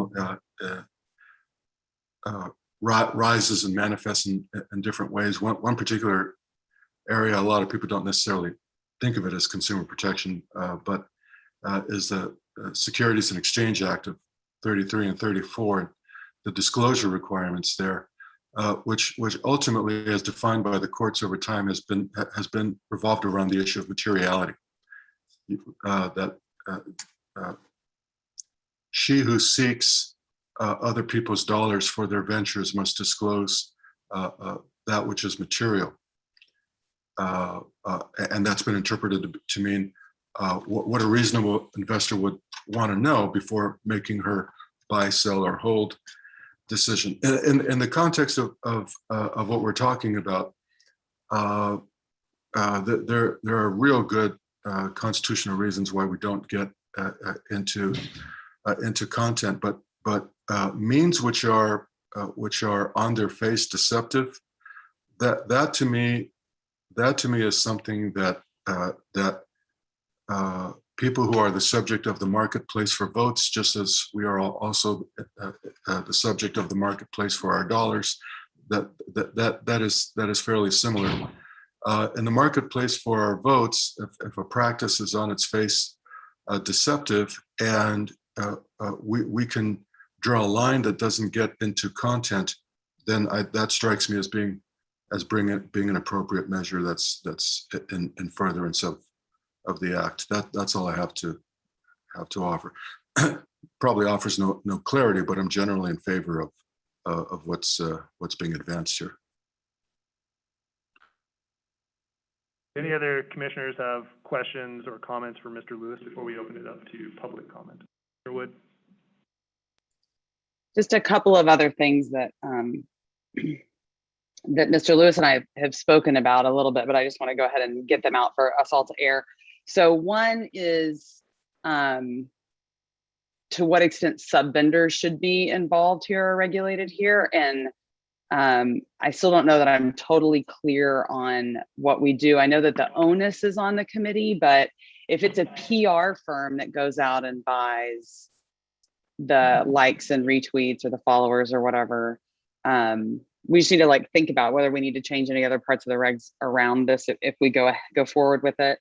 And then also I just want a reminder of thinking through, these, it's really cheap to get a retweet or a like, and so a lot of these expenditures may be pretty small, and so we actually may not be observing as much of this activity as we might like to, which is neither here nor there if we're going to keep the minimums where they are, which the minimums are pretty healthy, I think. But it might be worth kind of airing that out to see how much we're actually going to capture with this regulation. And I think the only other thing worth bringing up, I think, is whether we would want to just have a little conversation about limiting this to social media or not. I think that does then require us to define social media. And we might want to define it in a way that includes YouTube, this example that Mr. Lewis came up with. But those are my 3 remaining issues here. And also, thank you so much for the work, Mr. Lewis. You've done amazingly here. Commissioner Lewis? Yeah, thank you. Yeah, and thanks again to Commissioner Wood for lending her expertise on this. I think your question regarding sub-vendor, there are some vendor rules and how they apply. I think it's pretty clear that for expenditures or payments over $500, that a committee would, to a vendor rather, or sorry, I should say payments of $500 made on behalf of the committee by a sub-vendor have to be reported by the committee as if the committee were making it themselves. And so it's not clear to me that anything would be different just because of this expenditure requirement here. And so I think it would be covered. It certainly is something I suppose we could tie in if the commission feels that would be clearer, but I do think that applies. On the question of narrowing it to social media, I think that's something I'd have to do some more research and think about. We might, there might be issues of definitional issues with legislation that we wouldn't want to conflict with. So I'd need some more research to determine how to go about that. And then on the chance that these expenditures are so small, so I'm just thinking, I live in Culver City, right? Culver City has 40,000 people, give or take, 38,000. So it would be really weird if our mayor had 80,000 followers all of a sudden, you know? But also, I think you can probably you might be able to buy 80,000 followers for under $500. So it might not end up rising to a threshold where it would get disclosed, if I'm understanding this properly, if a sub vendor were the one making the expenditure. I don't know. Am I right about that? Yes. Yeah. I think I'll defer to our legislative counsel about whether it would be a possibility to change that, and to the commission's judgment as to whether it's worth investigating the thresholds for expenditure reporting. But yeah, currently they are what they are. It is fairly low in terms of the universe of other campaign expenditures, but this is a new world in terms of these digital amplification techniques and how cheap they are. So. Yeah, I was going to say the $100 threshold. I mean, that's in statute. So as we sit here today, we're talking about a regulation. We have to stay within the scope of the statute. So I think you're right. I mean, that would be a separate question whether we want to seek legislation to lower that for some expenses. The other thing I would say though is I think Commissioner Wood makes an excellent point. In a local race, you may not hit the $100 threshold even if you want to amplify, but based on at least the information you presented, Mr. Lewis, it looked like it was like $9 to buy a bunch of likes. I would assume that most state campaigns, assembly campaigns, state senate, certainly, the higher up you go, that if they're going to do amplification, they would need to almost necessarily spend more than $100 to do that.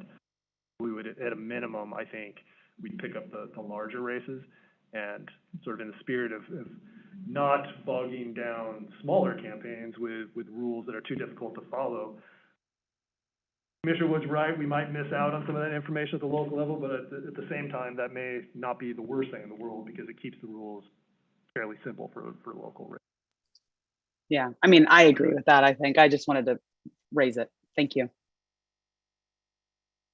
Well, and if I may, Mr. Chairman, one other thing I might add is that it's also likely that some of these amplification services are purchased in conjunction with other campaign consulting services and PR services. And so it's possible that those would rise to the level of meeting the expenditure reporting threshold. And I don't know if that's something we want to think about, sort of clarifying how to disaggregate that. Yeah, well, now that you mentioned it, let's talk about that. Yeah. Suppose I pay a consultant and one of their 20 services to me is that they're going to amplify my communications. How do we ever determine whether they've exceeded the $100 threshold for purposes of this new? Right. I don't know what the answer is. Yeah, that's something we can look into further, I suppose. All right. When you're looking into that, I mean, all kidding aside, I'd be curious when you report back to us, if you could let us know how that works currently. If I hire a consultant to help on my campaign, they purchase signs for me, use something that's a traditional campaign activity, how do we treat that? I'm not suggesting that we necessarily have to follow that, but I think it would be good for informational and comparative purposes to have that kind of an understanding. Aggregating things in those sorts. Mr. Chair, What? I just wanted to offer another analogy. It may be that the blogger regulation, or which we're no longer calling the blogger regulation, but this idea that you get paid to put something online, and then I presume that part of the payment is you'll also boost it and things like that. That may be another apt comparison, not just the paying to put a sign on a busy street corner or something. I think we might want to look at a couple of different venues for this. I was really grateful to Commissioner Baker for raising this idea of like the veneer of popularity, and that we actually do have a couple of instances in which it happens kind of in the, you know, IRL and real life world, but there's also this blogger thing we just did, which we might want to have as a comparison case too. All right, let's go ahead and open this up to public comment at this time. Is there any public comment on item 10?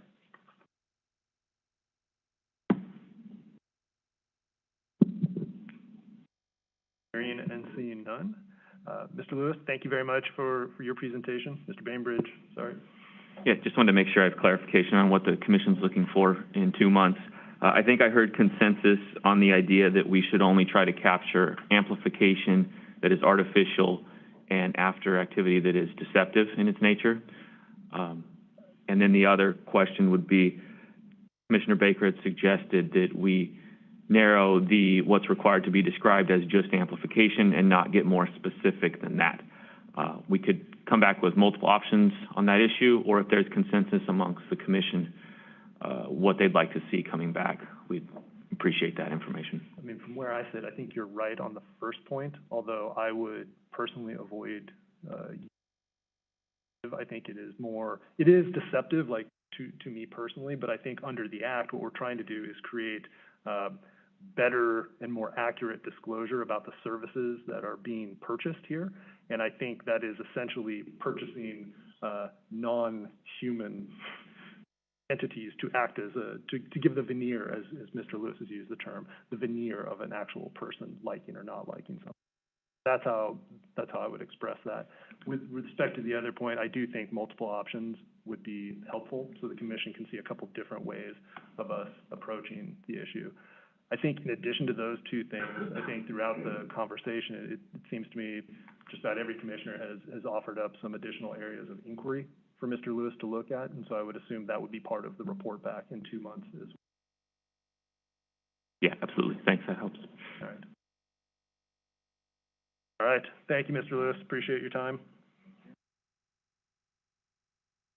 All right, now we will move to item 11. This is our pre-notice discussion of regulation for original filing with electronic signatures. And with that, we have Mr. Cornwall.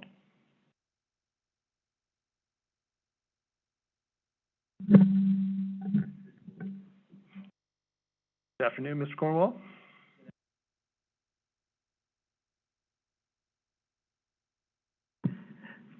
Okay. Good morning, Chair Matich and Commissioners. Today, staff is presenting for pre-notice discussion and direction a series of regulations and amendments related to the use of secure electronic signatures in original documents. Many Form 700 filers, including commissioners and staff at the FPPC, have access to what is referred to as a certified electronic filing system. These programs operate similar to software like TurboTax, where users are asked to input certain information. The software then fills out the appropriate forms with that information, and then the user electronically signs and submits their forms. And like a tax filer without access to such software, an alternative for a Form 700 filer without access to a certified electronic filing system is manually preparing the documents, signing them by hand with a wet signature, and physically submitting the documents. The proposed regulations and amendments that are proposed today would establish an alternate solution in recognition of the fact that in 2021, the Political Reform Act's references to the filing of original documents should not be understood to, by default, refer just to handwritten signatures, but also include documents submitted in electronic format, even those outside of the context of certified electronic filing systems where the document includes a secure electronic signature. So to that end, proposed regulation 18104 would specify that an original document includes those created in paper format with handwritten signatures, as well as those created in electronic format with a secure electronic signature. We chose the term secure electronic signature for two primary reasons.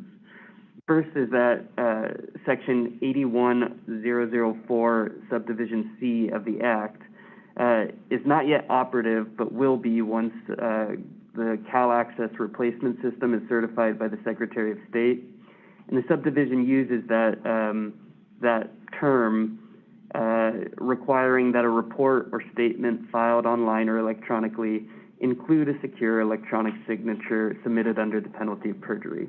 However, it does not define that term or distinguish it from a regular electronic signature. Second, we wanted to use a term that could cover electronic signatures in two different contexts. The first would be when an official is submitting something through a certified electronic filing system, essentially, excuse me, ensuring that the proposed regulations wouldn't interfere with electronic filing systems that are already in place and already working securely and effectively. The second way we would define it would essentially be using the criteria for digital signature used elsewhere in the government code. As discussed in the memo, a digital signature is a subtype of electronic signature that uses certain security features to help verify the identity of the signer and is sometimes compared to having a digital thumbprint or using a digital notary. So not only can digital signatures be used to prove the document was signed by a particular individual, but they're also used to prove that none of the information in the document has been modified since it was signed. Proposed Regulation 18757 would further specify that this alternate form of submitting Form 700s or other documents, but in the context of Form 700s, it would only be available where the filer does not already have access to a certified electronic filing system and where the agency has chosen to permit that method of submission. So this language was included to ensure that agencies are receiving electronic submissions in a uniform manner and have also assessed their ability and readiness to receive Form 700s through this new method. It would also require the Form 700 to be submitted with a secure electronic signature through the official's agency email as an additional security measure. Finally, the proposed amendments, Regulation 18115, 115.2, and 723.1, would update these regulations to better reflect the proposed Regulations 18104 and 18757, and clarify how filing officers are to handle statements submitted through this new method. Legal staff plans on developing training materials to facilitate the use of this additional method of filing, but it ultimately is a fairly simple process of creating a digital ID, saving a document to your, saving your digital ID to, say, your computer, and then using that to sign documents.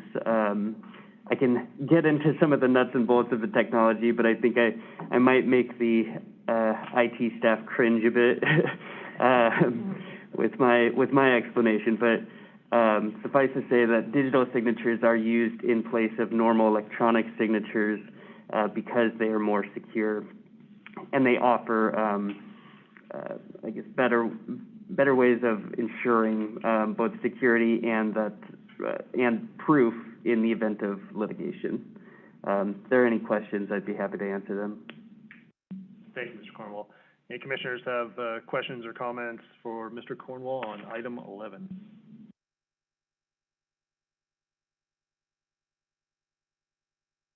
None. I have a question. Okay. Have we received any stakeholder input, feedback on this? I would think this is something that would be universally applauded. Right. No, we've reached out recently to several organizations as well as a few government agencies that had sort of inquired about something to this effect in the past, but we haven't heard anything substantive back yet. I think there's probably some internal review going on, but I agree that it is probably more likely than not that it would be universally agreed upon as a beneficial to those agencies, particularly given that this wouldn't require any agency to take this on, but would allow them the option. And to that point, I mean, the notion of requiring agencies to make electronic signatures, again, that would require a statutory change. Correct, yes. So this is as far as we can go. Yes, and it's detailed in the memo, but this would be specific to certain types of forms, most notably a Form 700, but this wouldn't pertain to campaign filings or lobbyist filings. Thank you, Mr. Cornwall. Is there any, Commissioner Wilson? Mr. Cornwall, thank you for your extensive work on this particular issue. But I have a question, just a general question, as it relates to local governmental entities, which obviously this regulation would not apply to. Do we have any sense of whether, the hundreds of, cities throughout the state, especially the larger cities, have any of those local entities looked at potentially moving in this direction? Not necessarily in conflict with any state statutes, but just in terms of just the overall concept. Well, so I'm sorry. I guess I'm not sure your exact question. There are several, as I mentioned in the memo, there are many cities, especially larger cities, that already have a certified electronic filing system in place, in which case they would continue to use that system. This would generally sort of fill the gap, particularly in smaller cities or local government agencies, and give them the opportunity to, submit things with in electronic format without necessarily having to go through the process of developing a certified electronic filing system and all that entails. Yeah, sorry if my question wasn't exactly clear, but you definitely responded to the question I was posing. Thank you. Right. Any other questions for Mr. Cornwall? I'll go ahead and move. Is there any public comment on item 11? I have a public comment. Please. Good afternoon. My name is Taylor Kayada. I'm an attorney at the Secretary of Justice. I work on political reform issues. I'm speaking today on my own behalf, but my comments are informed by the work I do at my office. As you may know, I've been in communication with FEP staff on ways to improve the filing processes for state filers who file with my office. For example, we coordinated on guidance allowing filing without original signatures when COVID makes it impracticable to collect all required wet signatures. We've also been discussing ways to improve the paper filing requirements in the Political Reform Act in advance of my office certifying CARS as the new state filing system. I am also cognizant of impacts made at the state level that can have downstream effects on local filing officers with respect to electronic filing systems they use that have to comply with filing specifications from my office. I would like to commend the Commission on pursuing these regulations as well as staff. My office, and particularly the Political Reform Division, supports efforts to improve the filing process and transition away from paper filing. This will be accomplished for state filings once we certify CARS. The new regulations will be helpful to local filing officers and local filers, both now and after we certify CARS for state. I appreciate that these regulations standardize methods of providing signatures made by means other than on paper. They also strike a balance between the ease of filing, important to filers, with the enforceability of the Act. I would offer 3 suggestions regarding Regulation 18104. First would be with respect to the term electronic or online format that is used. I would suggest changing this to avoid confusion when compared to other uses of those terms in the Act. The phrase online or electronically is used in the Act very specifically, for state filings at least, to refer to filing online via our Cal Online tool, or electronically, meaning with a third-party software vendor. Second, the regulations reference the use of electronic filing systems certified by the FEPC or the Secretary of State. Local filing officers are required by the Act to accept filings using a standardized record format developed by my office, but the format is not certified. Neither the FEPC nor the SOS, well, I can't speak for the FEPC, but my office at least does not certify local filings.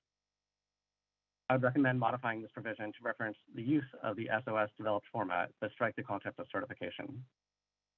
Third, I would request that you take a fresh look at whether the Act prohibits paper filings from being submitted by other means. This is respect to what Mr. Cornwall just spoke about, saying essentially that this would not apply for state filings. My office is interested in pursuing the option for us to accept non-original signatures in advance of certifying cars, and we'd like to work with you on that. I understand that the Act will continue to have a dual filing requirement for paper filings and online or electronic filings before cars. However, I think it may be possible for regulations to allow paper filings to be submitted without original signatures. For example, by email, which my office would then print and put on paper. Thank you. Appreciate the comment. Any additional public comment on item 11? Thank you, Mr. Cornwall, for your work on this, and I take it we will hear back from you on this one in, correct? Yes. All right, we'll see you in November then. Thank you. Thank you. All right, moving to item 12, it's our committee update. We had a law and policy committee meeting, Vice Chair Baker and I, earlier this month, and we heard a legislative update from our legislative counsel, Ms. Nakano. And we also heard a staff report on potential regulatory options for the recurring contribution, pre-checked contribution box or recurring contribution issue the commission has discussed previously. Unfortunately, after hearing the limited regulatory options available to us, I think Commissioner Baker and I, our collective view is that we're better leaving it to Ms. Nakano to continue exploring legislative options on that particular issue at this. Commissioner Baker, did you have anything further you wanted to add? No, thank you. I think that's right. We don't have the authority to do it ourselves, and we're going to have to hope for a bill next year, that quote 2-year bill to happen. But again, I want to thank Mr. Bainbridge and his team for exploring that for us. Thank you. All right, we'll move now to item 13. Speaking of Ms. Nakano, this is our legislative update, so we will welcome to the table our legislative counsel, Ms. Nakano. Good afternoon. Good afternoon, Mr. Chair and Commissioners. So last Friday, the 10th, the legislature finished its official business for the year and are now on interim recess until January 3rd. And I have very positive end of session updates. Since our last meeting, 3 commission-sponsored bills successfully passed through the legislature. These include AB 1367 by Assemblymember Lowe, which increases penalties for egregious personal use of campaign funds, and AB 1590, a committee bill that includes a proposal that shifts collection of the penalty for failure to pay the annual committee fee to the SOS. Both of these bills passed in both houses with a strong bipartisan vote. SB 686 by Senator Glazer, which increases disclosure for LLCs that qualify as committees or committee sponsors, also passed in both houses, 59-17 in the Assembly and 28-6 in the Senate on concurrence. Additionally, AB 319 by Assemblymember Valladares, a bill expanding the foreign contribution prohibition and which the Commission voted to support, also passed in both houses on consent. All 4 of these bills have either been sent to the Governor or will be sent shortly, and staff has sent letters to the Governor for each of these bills requesting his signature. 2 other bills that were Commission-related but that the Commission did not take a position on, SB 459 relating to lobbying reports and issue lobbying advertisements, and SB 752 relating to campaign advertisement disclosures, did not move forward. I'd also like to let the Commission know that next month I plan to present concepts for legislative proposals for next year, for 2022. This will include some ideas that we are rolling over from this year, as well as some new proposals initiated by staff. And that concludes my update today, and I'd be happy to take any questions. Do any commissioners have questions or comments for Ms. Nakano on her report? Seeing none, do we have any public comment on this item? Item 13. None. Thank you, Ms. Nakano. Great job as always, and we look forward to your report next month. Thank you. All right. Now proceed to item 14. This is our executive staff report. We will welcome back Chief of Enforcement, Ms. Brereton.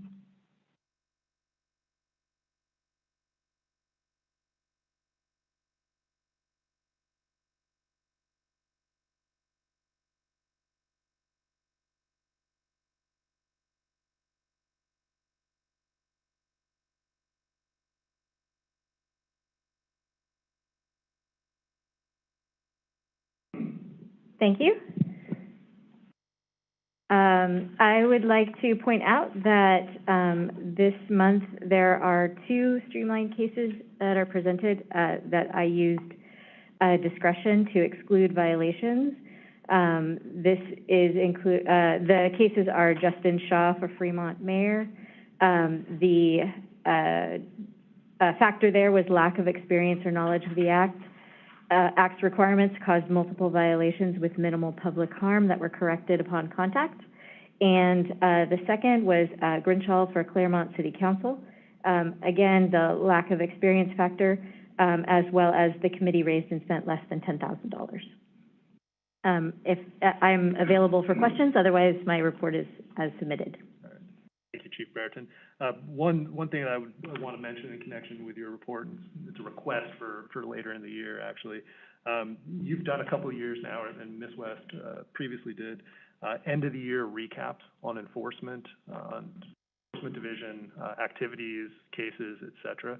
And so I'd like to see you do that again this year in December for the commission, and have a couple pieces to that. One would be the recap from this year with a particular emphasis, hopefully, on the workload that you experience and your staff experience close to the recall election. I think that would be helpful for the commission to see that. Secondly, I think, again, we'd like to see a brief presentation on enforcement processes. It sounds like, I think there's consensus that we'd like a little bit more information from you on how you balance the various factors in arriving at your recommended stipulations, and how you use prior cases. So perhaps some examples. And then finally, I think it'd be very helpful, mindful that we're going into an election year, that you talk to the commission about how Enforcement Division prioritizes its workload and handles cases close in proximity to elections. I know that came up a couple times this year where you had to move very quickly. I think reporting on what our policies are and procedures. You got it. And before I move on, also in connection with item 4, I think I heard a number of commissioners express an interest in having some additional information provided on the ownership rules and aggregation in connection with that stip. I think that would be something, even though it came up in the context of enforcement, that may be something that Mr. Bainbridge and his staff could do a quick primer for the commission at a future meeting. So I just wanted to flag that. They came up during enforcement, but I do think perhaps Mr. Bainbridge can. Any commissioners have anything else for Chief Brereton? I want to thank you, Mr. Chair, for mentioning all those topics for kind of the year in review in December, including, which was a very real experience for our team this year when complaints, I'm just going to put a finer point on it, complaints related to people who are in a recall ballot, or when we get very close to an election and there's candidates that, how you evaluate how to respond to those, what those procedures are, including, for ones that might get same day response, why that, if and why that is handled the way that is, and ones that may not. I think that's going to be very beneficial for the public to see how we handle that, especially as you said, Mr. Chair, we're going into an election year with statewide elections, and we may see some of that all happen again. And it's extremely valuable, and I encourage the public to attend at that meeting and see and learn that so they can have some understanding of it. Anything further for Chief Brereton? Thank you, Chief Brereton. Thank you. All right, move along to the Legal Division report. Mr. Bainbridge, I already gave you one assignment during Chief Brereton's turn. Anything you wanted to highlight for us from your report? I would just add one thing to the pending litigation section. The case California State Association of Counties et al. Versus FPPC. Yesterday afternoon, we got a dismissal request that was filed with the appellate court from the plaintiffs and appellants. So assuming that the judge grants that case, the appeal will be withdrawn and that case will be done. So I will have an update once we hear from the court, but at this point, I would assume that the court will approve that. Questions for Mr. Bainbridge on the legal division report? And seeing none, we'll move to our administration and technology division, where we have Chief Hahn. Good afternoon.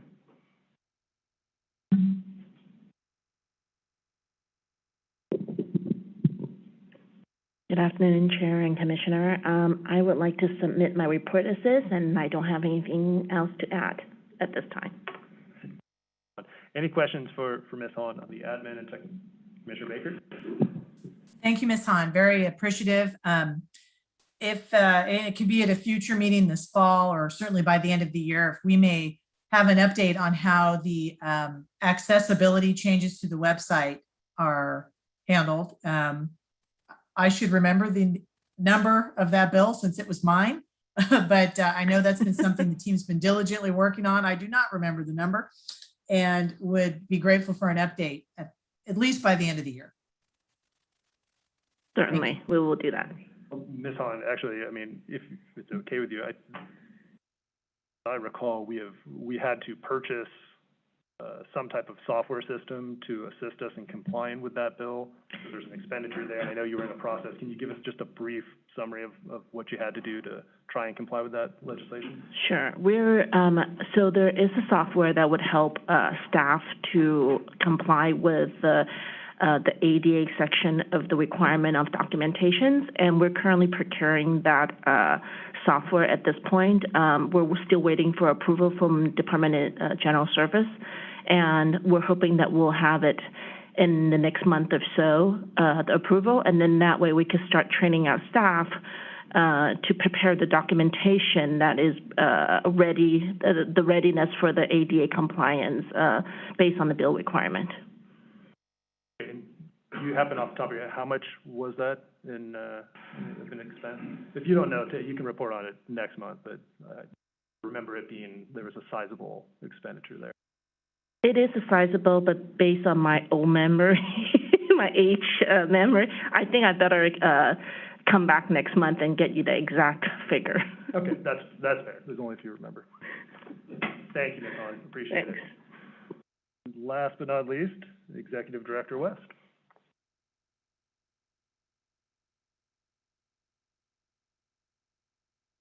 Hello. My report is everybody's report as submitted, but I would like to invite our Communications Director, J.Y. Ranga, to come up and to give you insight into what he's been working on. Welcome, Mr. Waringa. Good afternoon, Chair, Commissioners. Jay Waringa, Communications Director. In late August, the Washington, D.C.-based Campaign Legal Center reached out to us to learn more about some of the Commission's transparency efforts, specifically the heat map that we have on our website, and request an interview with staff and with you to learn more about it. They informed us this will be highlighted as part of a report by the CLC, which will focus attention on best transparency tools that ethics commissions have around the country in efforts to improve the same with other ethics commissions and local agencies. We are one of 11 agencies selected for this, so I think that in and of itself is quite extraordinary and positive.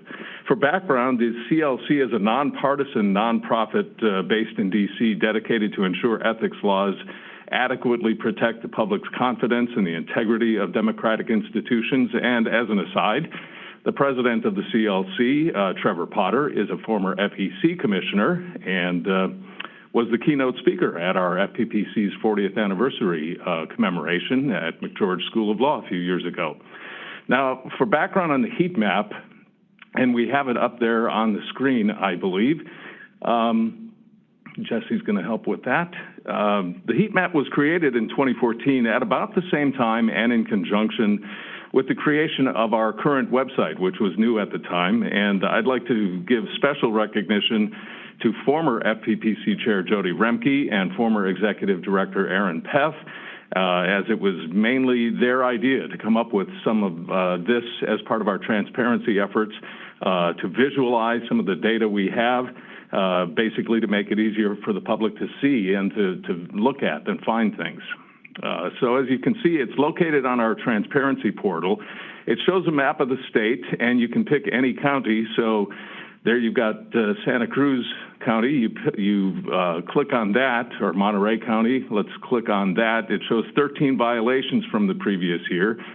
And as you can see, it gives the case number with a link to the actual stipulated agreement, the name, the position or office of the person, the type of violation, the fine amount, and for further exploration from the public or anyone, the month the case was on the agenda. So you can go to that month from that year and learn more about that if you'd like. So we also plan to provide information on other transparency tools and efforts that we have ongoing and currently, including our enforcement case and complaint portal, which I think is relatively unique among ethics agencies around the country. Our improved and expanded search function, which again, kudos to the IT staff for making huge improvements in that, and other functions that we are looking forward to. So we look forward to taking part in this. This will be occurring tomorrow. The report obviously issued at some point in the future, and we will provide more information on the report when it's released. Thank you, Mr. Waringa. Appreciate it. Any questions for Mr. Waringa with regards to the heat map or anything else?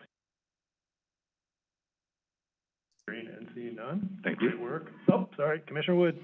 Sorry, just a nerd question / suggestion. I wonder, so I'm noticing LA County has 63 violations. Neighboring San Bernardino has 13 violations. I would be curious to know how many elected officials are in each place, because 63 as a percent of the number of kind of candidates that are in LA County it may not be dark orange, you know, in terms of how many violations. Now, if you just want to do raw numbers, that's fine. But I wonder what we're trying to communicate here, because like so many people live in LA County that having it look like a big like epicenter of violations may not actually be reflective of the overall, tenor of ethics down here. Not that I'm like a big apologist for LA County, though I do kind of like living here. Anyway, it just, we might not be communicating the severity or intensity that we want to. We might want to give people the option to, what we call normalize the data by number of elected officials or a number of candidates or something like that, so that they could kind of see where the ethics hotspots are and things like that. But I know you weren't here to tell us about that. You were here to tell us about the fantastic CLC, looking at our fantastic tool. So I didn't mean to really dive in. Commissioner Wood, we can easily look at adding some context to the numbers in terms of maybe just simply how many SCI filers or public officials are in each county to give a comparison to the number of violations found. The initial effort was to try to make it easier for people in local cities and counties to just look at their own local jurisdiction instead of having to look at aggregate state numbers and find their locality within. So that was the goal originally. I think it still is accomplished that way, but appreciate your observation, and we'll try to get that to make it happen. Yeah, and what you've done is already very cool. I didn't mean to not lead off with that. So thank you for all that you guys have done. I think it's a good thought. Yeah. Context is always good. Yeah, well, thank you, Mr. Waringa, for your presentation, and Commissioner Wood's point was an excellent point. If you're going to add that additional information, while it's easily accessible on the internet, it'd be helpful to know what's the population of a particular county, for example, San Bernardino versus Los Angeles, because that's going to, on some level relate to the number of elected officials that are in each designated geographical area. Right. Yeah, it would provide even better context for comparing all the numbers. Thank you, Mr. Waringa. Appreciate it. All right, that brings us to the end of our agenda today. Item 15, though, Commissioner comments on proposed future agenda items. Do any commissioners wish to highlight anything other than what we've already discussed for future agendas? Baker? This may already be in the hopper. It can probably take 2 minutes, just where the CARS system is, that changeover. I know they're still working through it, and it's not to be aggravating the agency that has to deal with that, but as we're going into an election year soon, it'd be helpful for us to know what is the status of that, so we have our eyes wide open on it. That's a good point. We should have asked the SOS representative when we had him on the line earlier. Yeah. Maybe we'll invite him back next month. Yeah, is there reverse public comment like that? I wasn't sure you could do that, so. Yeah. All right, no, good suggestion. We will add that to a future agenda for sure. All right, anything else on item 15? And seeing none, do we have a motion to adjourn? So moved. Move to adjourn. All right, I Commissioner deferred it. Wilson and Commissioner Cardenas second. Ms. Linker. Commissioner Baker? Aye. Commissioner Cardenas? Yes. Commissioner Wilson? Aye. Commissioner Wood? Aye. Chair Matich? Aye. The motion passes. All right, thank you, everyone. We'll see you next month. Thank you. Thank you.